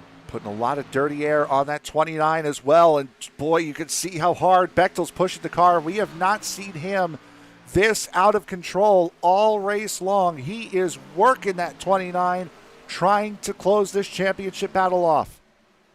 He is by far on the ragged edge. We've seen him get loose multiple times, and this isn't the only battle on track. Hagedorn in the back there with Pogo, they're side by side as well. So there's battles all over this racetrack at the moment. And that's Hagedorn and Pogo. That's a battle for the 9th position. Hagedorn starting to fall back just a little bit. Again, restarted in the 6th position. You also see Jeff Chandler's mired back here as well. Said he had that damage. Ooh, a little bit of contact between the 2 and the 55 coming out of 1. Bechtel's looking. If Bechtel doesn't have that momentum out of 1, and he's going to try to run the top lane, cut it back in. It's going to be interesting if he goes underneath into 3, and he looks, and he is there. He's there, but the 98 has what you would consider to be the preferred line coming out of turn 3. What kind of run is he going to get down the straightaway? It's going to be a drag race down to the line. 16 to go. Torgerson's able to clear going into turn 1. Possibly. Looks like the 29's coming back.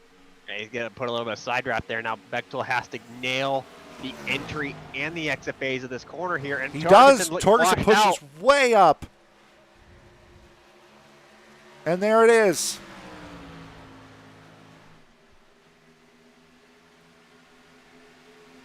Now, Torgerson, this is a point where you have to reset. You have 15 laps to go. It's not all lost yet, but your life gets a lot harder if you don't contend here in the next 2 laps. And Randy Bechtel, at this point, and we've seen how much quicker Bechtel is than Torgerson on the last run, this is a part where I understand, yes, you do have to reset, but you also got to get back to the back bumper of that 29 as quickly as you can. Otherwise, he's going to be gone and away. He's already half a second ahead. Oh, they're wrecking in the back. Oh. Looks like the 33 and the 55, and the caution is out. It is Chandler and Callaway.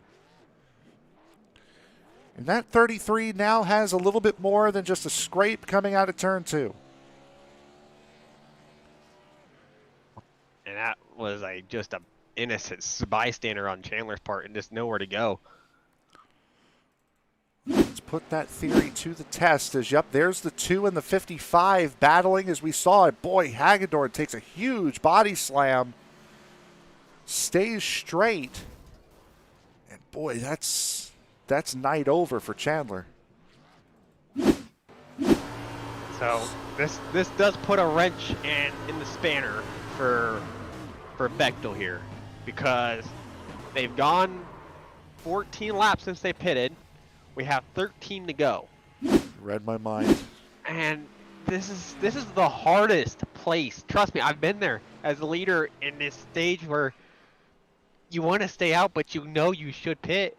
But if you pit and nobody else pits behind you, what are you going to do? That was so exactly what I was going to bring up. Do you pit here? I'm Torgerson. I'm doing the opposite. I have to do the opposite. You can't. It seems like he just doesn't have the number on Bechtel on the racetrack, so you got to do it on the pit road or off the pit road. I mean, if I had to guess, Bechtel, I don't know. I 50-50 for Bechtel, but I would have to assume Torgerson's going to do the opposite. Look at the pit stop time between the top 2 drivers. Torgerson has had better pit stops every single time. Last time was a second quicker.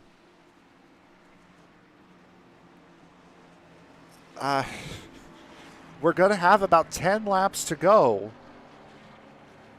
By the time we go back green flag racing here, this is a championship winning and championship losing decision right here. Have to have friends if you stay out. That's the only thing about staying out here. It looks like Bechtel's pretty low. He might stay out, but he might try to fake. Bechtel is coming in. Everyone in. Except Ryan Jones. Ryan Jones stays out.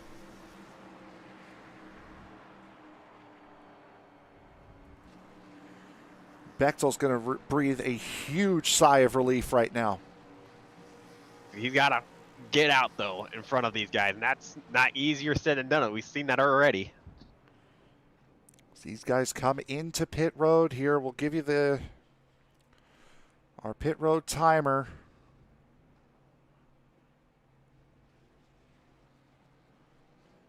Bechtel's still in. Somebody's moving there. I think that's the 20. That's the 98. And Bechtel this time gets the fast pit stop. Bechtel wins the race off of pit road. And that was important because Ryan Jones staying out there, that's going to move Bechtel on the front row. It's going to put Torgerson on the second row. So that could be really important there. Behind the slower car of Ryan Jones. And can only pass. You can pass before the start-finish line, but it has to be on the outside, on the right side. So Torgerson really needs to hope that Jones, quote-unquote, jumps the start. And Bechtel, we've seen tonight, has not had the greatest run of luck on restarts. All 4 restarts, he started on the outside of the front row and has had awful restarts on all 3 of them. I had to guess Torgerson's going to basically tell Jones when he's starting because he's going to be pushing him to the line, if I had to guess. And Huffman, we've seen have excellent restarts as well, just coming up just short both times on Bechtel there. So it'll be interesting to see. I think, this restart will be very different to how we're used to seeing them here. And as I had mentioned, cautions breeding cautions. We did not have a caution. Wow, Jones starts on the outside. Just throws everything that I literally just said away. I believe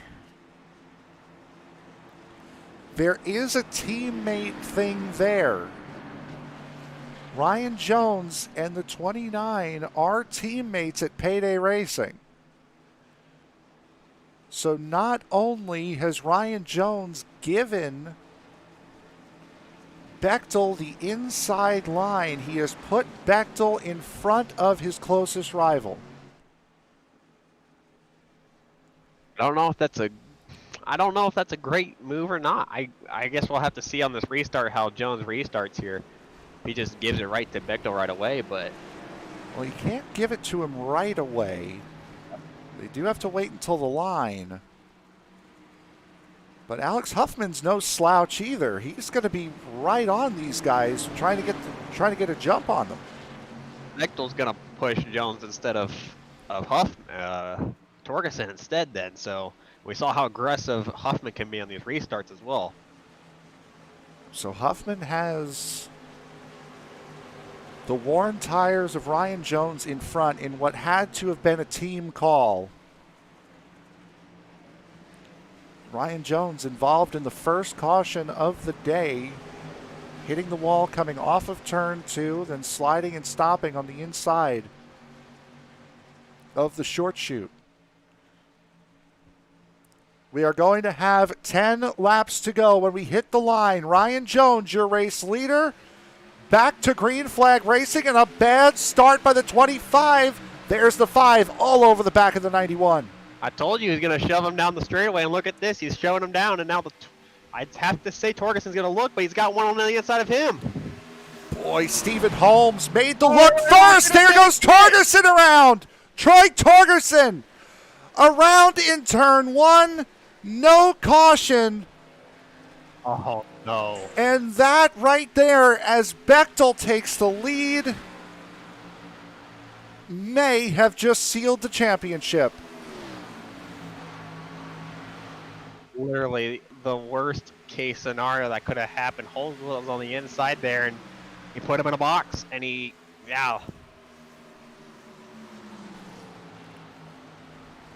And I was just about to say that Stephen Holmes made the move that Torgerson needed to make just a split second before Torgerson was going to make the move.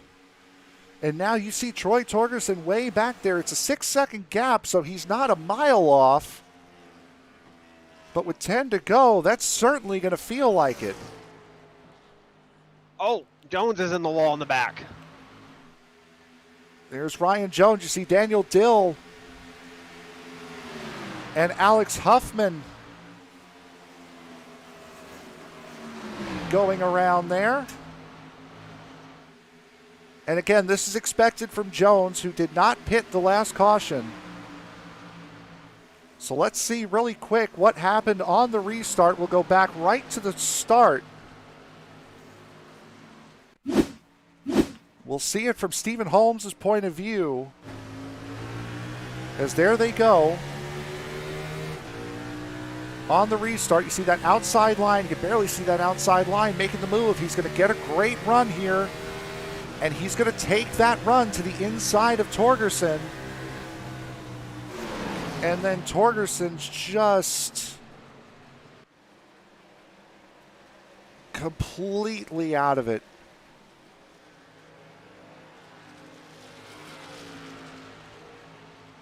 I mean, what are you going to do there? I mean, that's just a tough spot. Holmes put Torgerson in a box, and, you know, that's just one of those deals that Pocono, if you go 3 wide into there, Huffman was going underneath Jones, and, I mean, yeah, it's just craziness there, how that all shook out.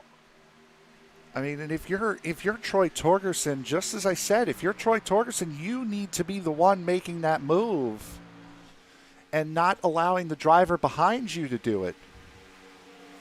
And that's essentially what happened there, is that Torgerson, that was the move that Torgerson needed to make going into turn 1. And unfortunately, the guy behind him, Stephen Holmes, who's now running in the 3rd position after getting overtaken by Justin Winters, that's the move that he needed to make.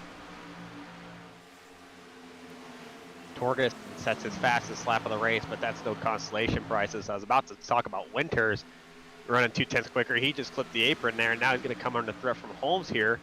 If Holmes can get up to him, that would be pretty interesting as well. And Holmes was right there. Was up in the 2nd position, got extremely loose on fresh tires as Winters just about puts it in the wall coming out of turn 3. That will give Stephen Holmes clearance to go through into the 2nd position. And look who's sitting in 4th, our good buddy Daniel Dill in the 81. No, almost. Winters did hit the wall, and he smacked her pretty good. So this will be interesting to see how that damage replicates here. But yeah, Dill showing that strategy did work. That yellow came out right when we talked about it needed to come out, and it's showing up for him. He was about a 10th to 11th place car, and here he is in the top 5. And now battling for 3rd position. His best finish of the season is 3rd place at Michigan to start the year. So Daniel Dill showing what that 81 can do. He's had a very good run here tonight, regardless of the pit strategy that he decided to employ. And boy, oh boy, both the 52 and the 11 getting a little loose. And now the 11 of Barry takes that run 3 wide going into turn 1. This is either going to end really good or really poorly. Dill's pushing him down.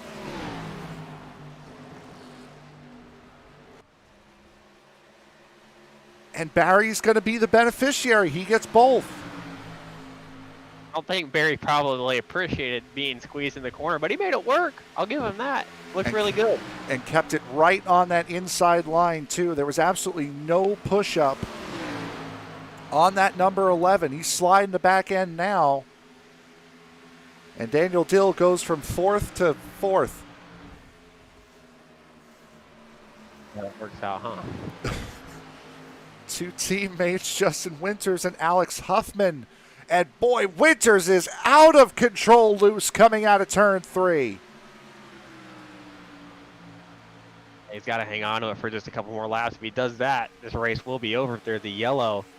I think actually now it would be over if there was. Well, no, there's green, white checkers in this league, isn't there? There are. Yes, there are. So I'm too used to not having them.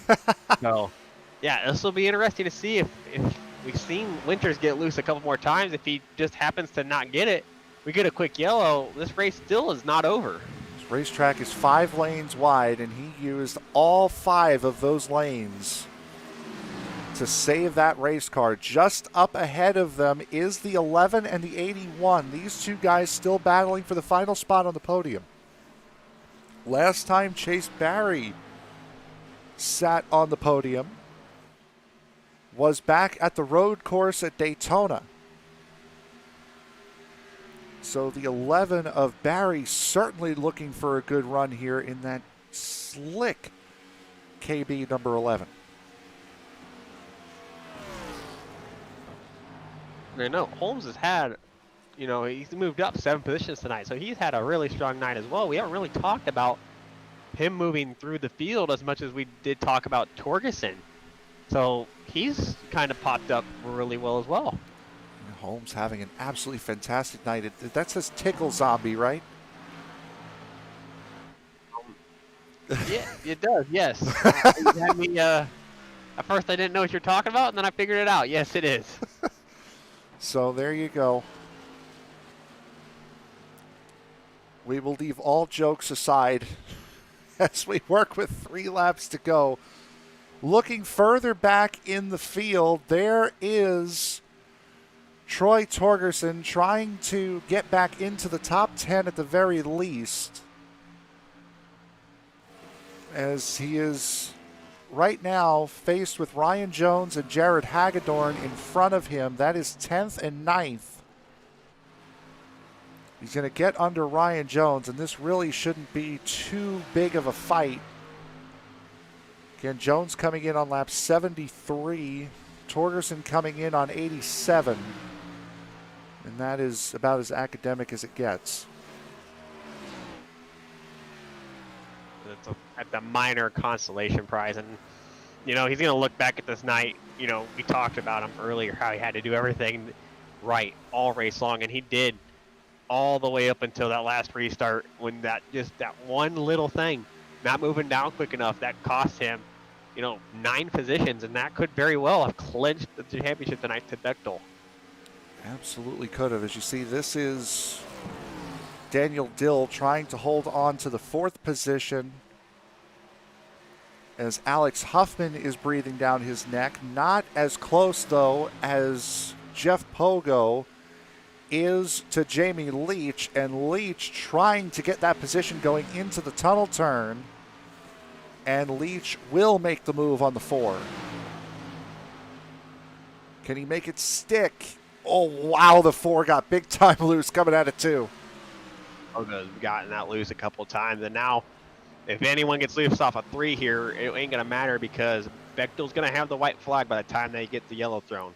Yep, there it is. White flag is in the air for the race leader. Now, the championship technically is not over just yet. There is a 75-point threshold to make it mathematically impossible. But depending upon how many drivers show up to Charlotte next week, this championship could be over. If we have 18 drivers show up again this week, next week as they did this week, the championship is over. But he is not the champion just yet. Coming around turn number 3, it's almost an inevitability. It's pretty much an inevitability at this point. Randy Bechtel comes out of turn number 3. He will win the Karting is Cool 250 at Pocono Raceway and nearly seal the championship.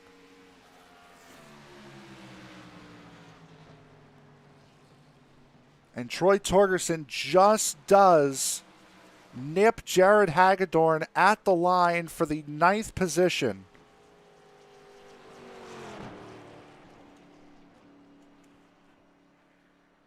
But Randy Bechtel, race winner, fastest lap of the race, started from 2nd, most laps led, and now your theoretical champion. And I think I need to call every one of his races, because he just dominated and did the exact same thing that we saw at Phoenix.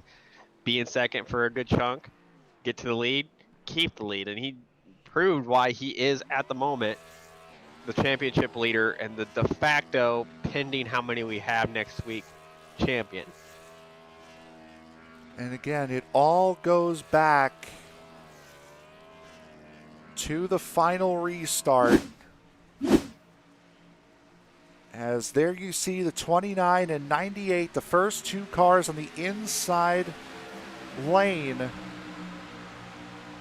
going to be watching the 98 here on this restart. See, the 9 goes to make the move. The 98 goes to make the same move. Just the 9's got the nose under. Drives into the corner too deep. Hits the side of the 5. And Torgerson, unfortunately, the big loser out of that exchange in more ways than one. As Troy Torgerson, Randy Bechtel has all but sealed the deal here for the championship.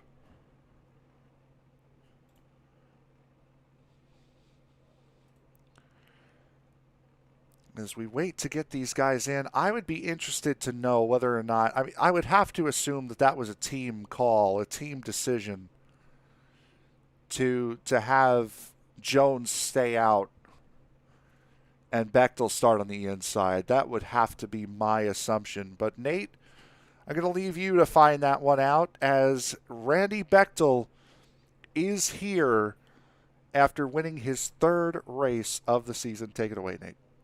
Randy, Nate in the ESBM booth. Do you have a copy, sir? Yes, sir, I do.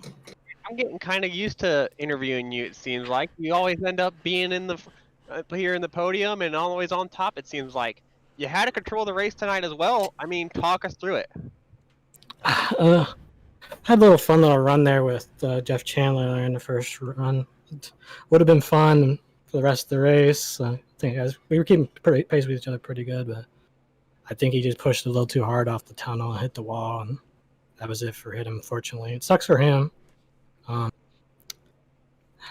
wasn't a big fan of the cautions at the end. All those restarts.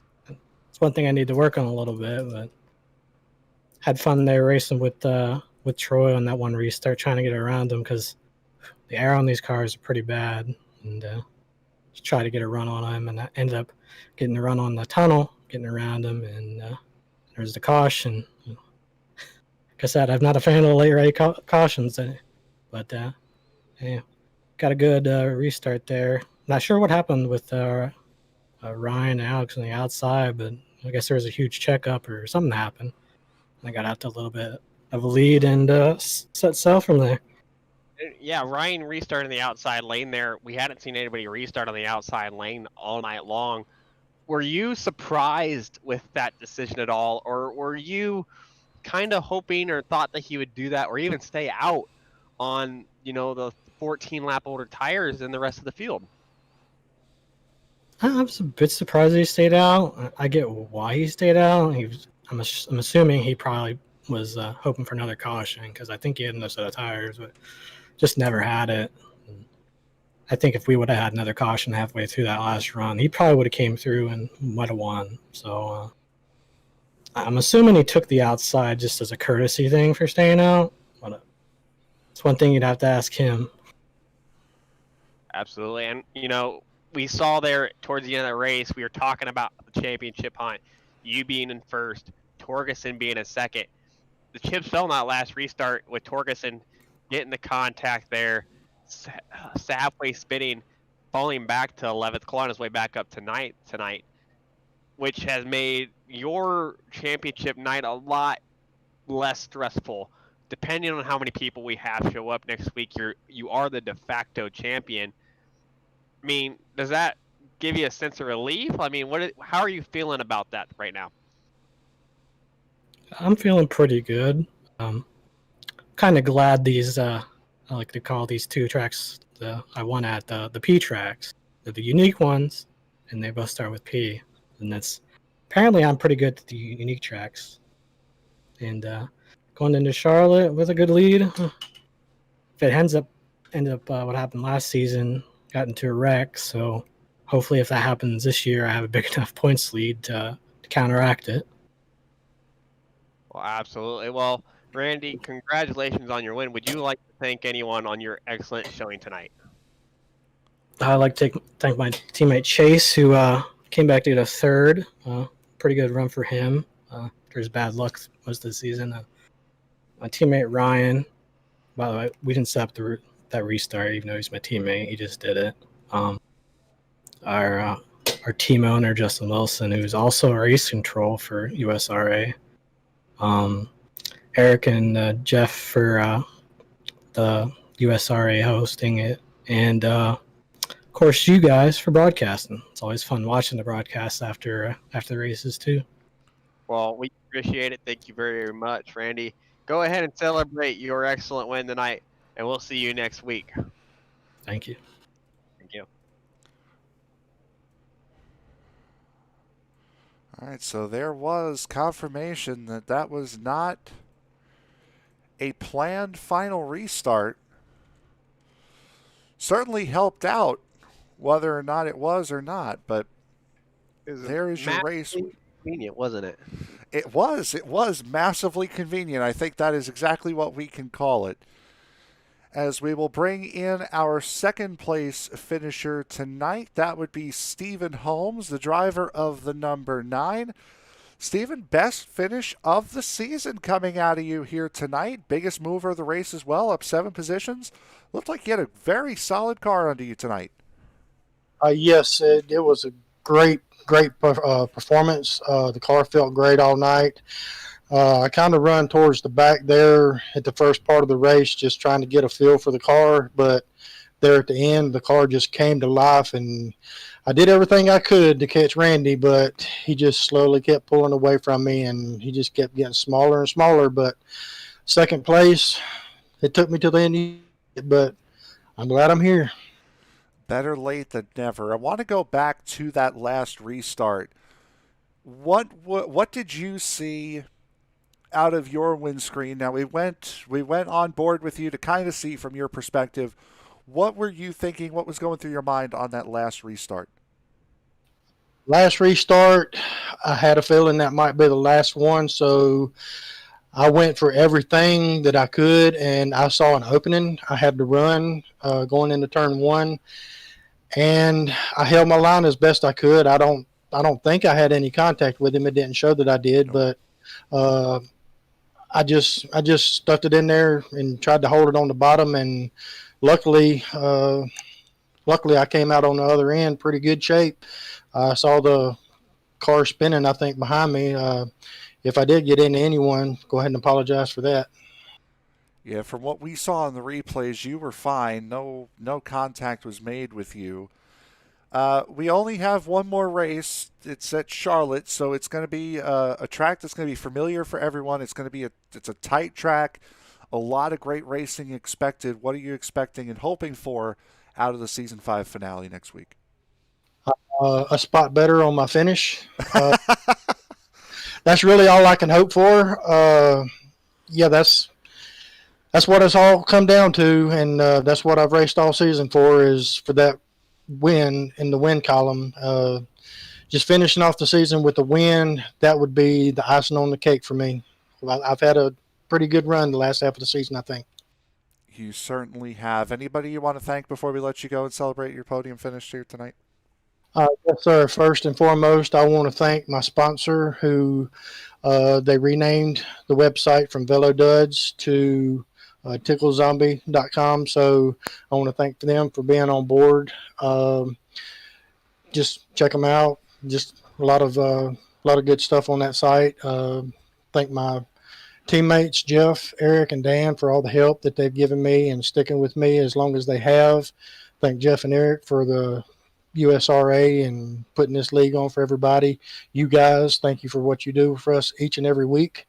Y'all put on a good show, and I enjoy watching it. So everybody watching, we got one more. Stick around. The best is for the last. Well, we certainly hope so. Stephen, congratulations. Second place finisher tonight, Stephen Holmes. Thank you. So there was your second place finisher here tonight. We go now to our third place finisher on the evening. Another guy who deserved a great run here after how he's been doing lately, and he finally got it. Nate is with Chase Barry. You had an excellent run tonight. You were in the top 5 pretty much all night long. It seemed like, you deserved to be up in the top 5. You happened to come out with a top 3 finish tonight. We saw you also with Alex Uppin, the greatest save I've seen in a while, and you guys ran pretty much together all night long. Tell us about your night. Yeah, it was eventful. Early in the race, I couldn't figure out how to get to the bottom, and then I figured out, and I was just complaining the whole time, but why can't I get to the bottom? And I finally got to the bottom, and we're just trying to run, get off a little strategy, trying to find something to do to beat old Randy B out there. Yeah, he was mad fast tonight, and it seemed like nobody could touch him. But it seemed like you had one of the stronger short run cars in that early phase of the pit cycle. It seemed like you were really strong, and you had a really good strategy compared to others. I mean, were you looking at the strategy at all, thinking, okay, how can I gain a couple spots? Especially for a while there, we thought that race was going to go green all the way. Yeah, like I know me and Randy, we talked about, and we could do like 30 something laps and everything. I know, and I knew deep down he was wanting to run it a little further than everybody. And then obviously it was like, well, okay, well, we got, so many set of tires. Like, well, I'll just cut it in quarters, 25, 50, and 75. And then when that late run come out, Randy was pitting later and later, but the tires were just, no, I just wasn't able to fall off. I mean, we were just falling off and like not eventually got to a plateau. So right before that caution came out, I was going to pit literally like 2 laps later and try to jump him, and then hopefully, get out of good. And then that way, when he does catch me, the tires will plateau. But then the caution came out, and then then the restart after. Yeah, that was fun. I mean, we go to Charlotte next week. It's our season finale as well. I mean, is there any expectations or goals going into the final race of the season? What are you planning to get out of next week's race? Basically just finished. I've started off the year rough. I took me like I only finished like 2 races up until like the past 4 weeks, and then I finished one, and then I'm starting to get back in the groove and trying to get going. So just stay with my goal, just finish and just take what it gives me. And if I'm in the shot, if I have a running for it late in the race, then we'll go for it and see what we can do with it. Deal. Chase, would you like to thank anybody on your awesome podium showing tonight? Yeah, I want to thank you guys for the broadcast. Steve, Pogo, all the guys and Holly, everybody that puts us on. Justin for helping us out through Justin Wilson, J Dub, the GOAT, having him help us out through the week, and Randy B just, helping also. We're just fast of a teammate, and KB's all around shop, you get your cups, pet, shirts, whatever. Just wait. She's about to have a baby, so now wait a couple months, then you get it. Sounds great. Well, congratulations on your podium, Chase. Go celebrate it. We'll see you next week at Charlotte. All right. See you then. So there is a very excited Chase Barry. We love that on our post-race interviews. I think we're looking to hire, Miss Amanda on here because she has done the best job at pit reporting and summed up that last run just about as well as we could have. Torgerson got dealt a bad hand this week, but raced well. And that's honestly what it comes down to, especially that last restart. Didn't qualify well. Qualified in 11th, was the second slowest of the drivers that did take qualifying. Got lucky with the cautions. Got the great pit stop, followed up by a not so great pit stop, and then got forced into a situation where he dove too deep in turn 1. This just was not Troy's week, and unfortunately, it was a week that he really needed to have. Troy was doing, we talked earlier about his qualifying performance, how he needed to do better, and he made up for it in the race all the way up until, everything was going to plan until that last pit stop. He just didn't quite get it right on the nail. And then, that last restart, when you're 3 wide and especially in the turn 1 of Pocono, it's really easy to get boxed in and bottled up. And, it's just a tough deal. No blame to anyone there. It's just a racing deal late in the race. You got to go for it. So just a really tough deal for Troy. You hate to see it. And hopefully there's enough people on the track next week that he has a chance to maybe ink out a championship, maybe. Yeah, and again, it's going to depend on how many people show up. Like I had said, if it's 18 people that show up to Charlotte next week, it's over. Once Bechtel takes the green flag, it's the championship is his. He's Torgerson especially, and we were talking about that when those two guys were running first and second. Torgerson comes home with a 9th place finish here tonight. He's going to need essentially a full field. Torgerson to finish, Bechtel to finish last, pardon me, and he needs to win the race if he wants to win this championship. He's got to do everything basically perfect next week, and that's not an understatement. He has to basically get every single bonus point you can get, do everything flawlessly. So it'll be interesting to see how, next week goes. If I call the race, I'm looking forward to it. But yeah, it should be a blast. These guys have done a great job. It's one of my best, most favorite leagues here on iRacing. Yeah, they certainly have done a wonderful job all season long, and this week was no different. We'll go to the final race results here. For the Karting is Kool 250 at Pocono. Randy Bechtel takes the win, his 3rd win of the season, his 2nd race win in a row.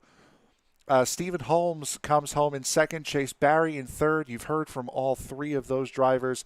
Daniel Dill, Alex Huffman round out the top 5. A great run for the 81 of Daniel Dill here tonight. Jamie Leach, Jeff Pogo, Justin Winters, Troy Torgerson, and Jared Hagedorn round out the top 10 finishers here tonight.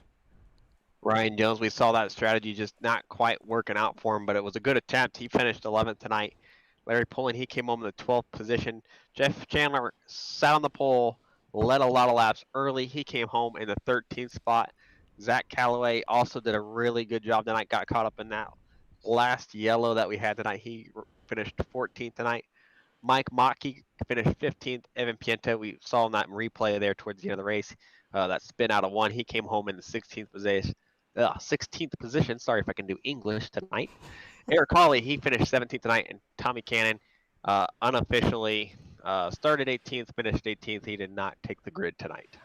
And it's all right. None of us can English properly at all, including Sam, and he's from English.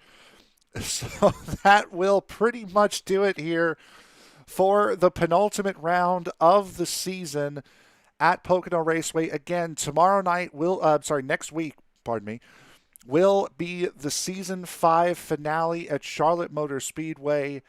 It's going to be an absolutely incredible race at the home of NASCAR. It's attracted everybody wants to win at. It'll be 166 laps at the home of NASCAR. But coming up, the rest of this weekend, and unfortunately we are not live, so I can't show it to you. Yep, nope. We have coming up tomorrow night will be the Circle B Diecast Super Speedway Series. Nate and I will be in the booth for that one again. The Truck Series at Daytona will be run tomorrow night at the Circle B Diecast Super Speedway Series starting at 8:20 p.m. Eastern Time.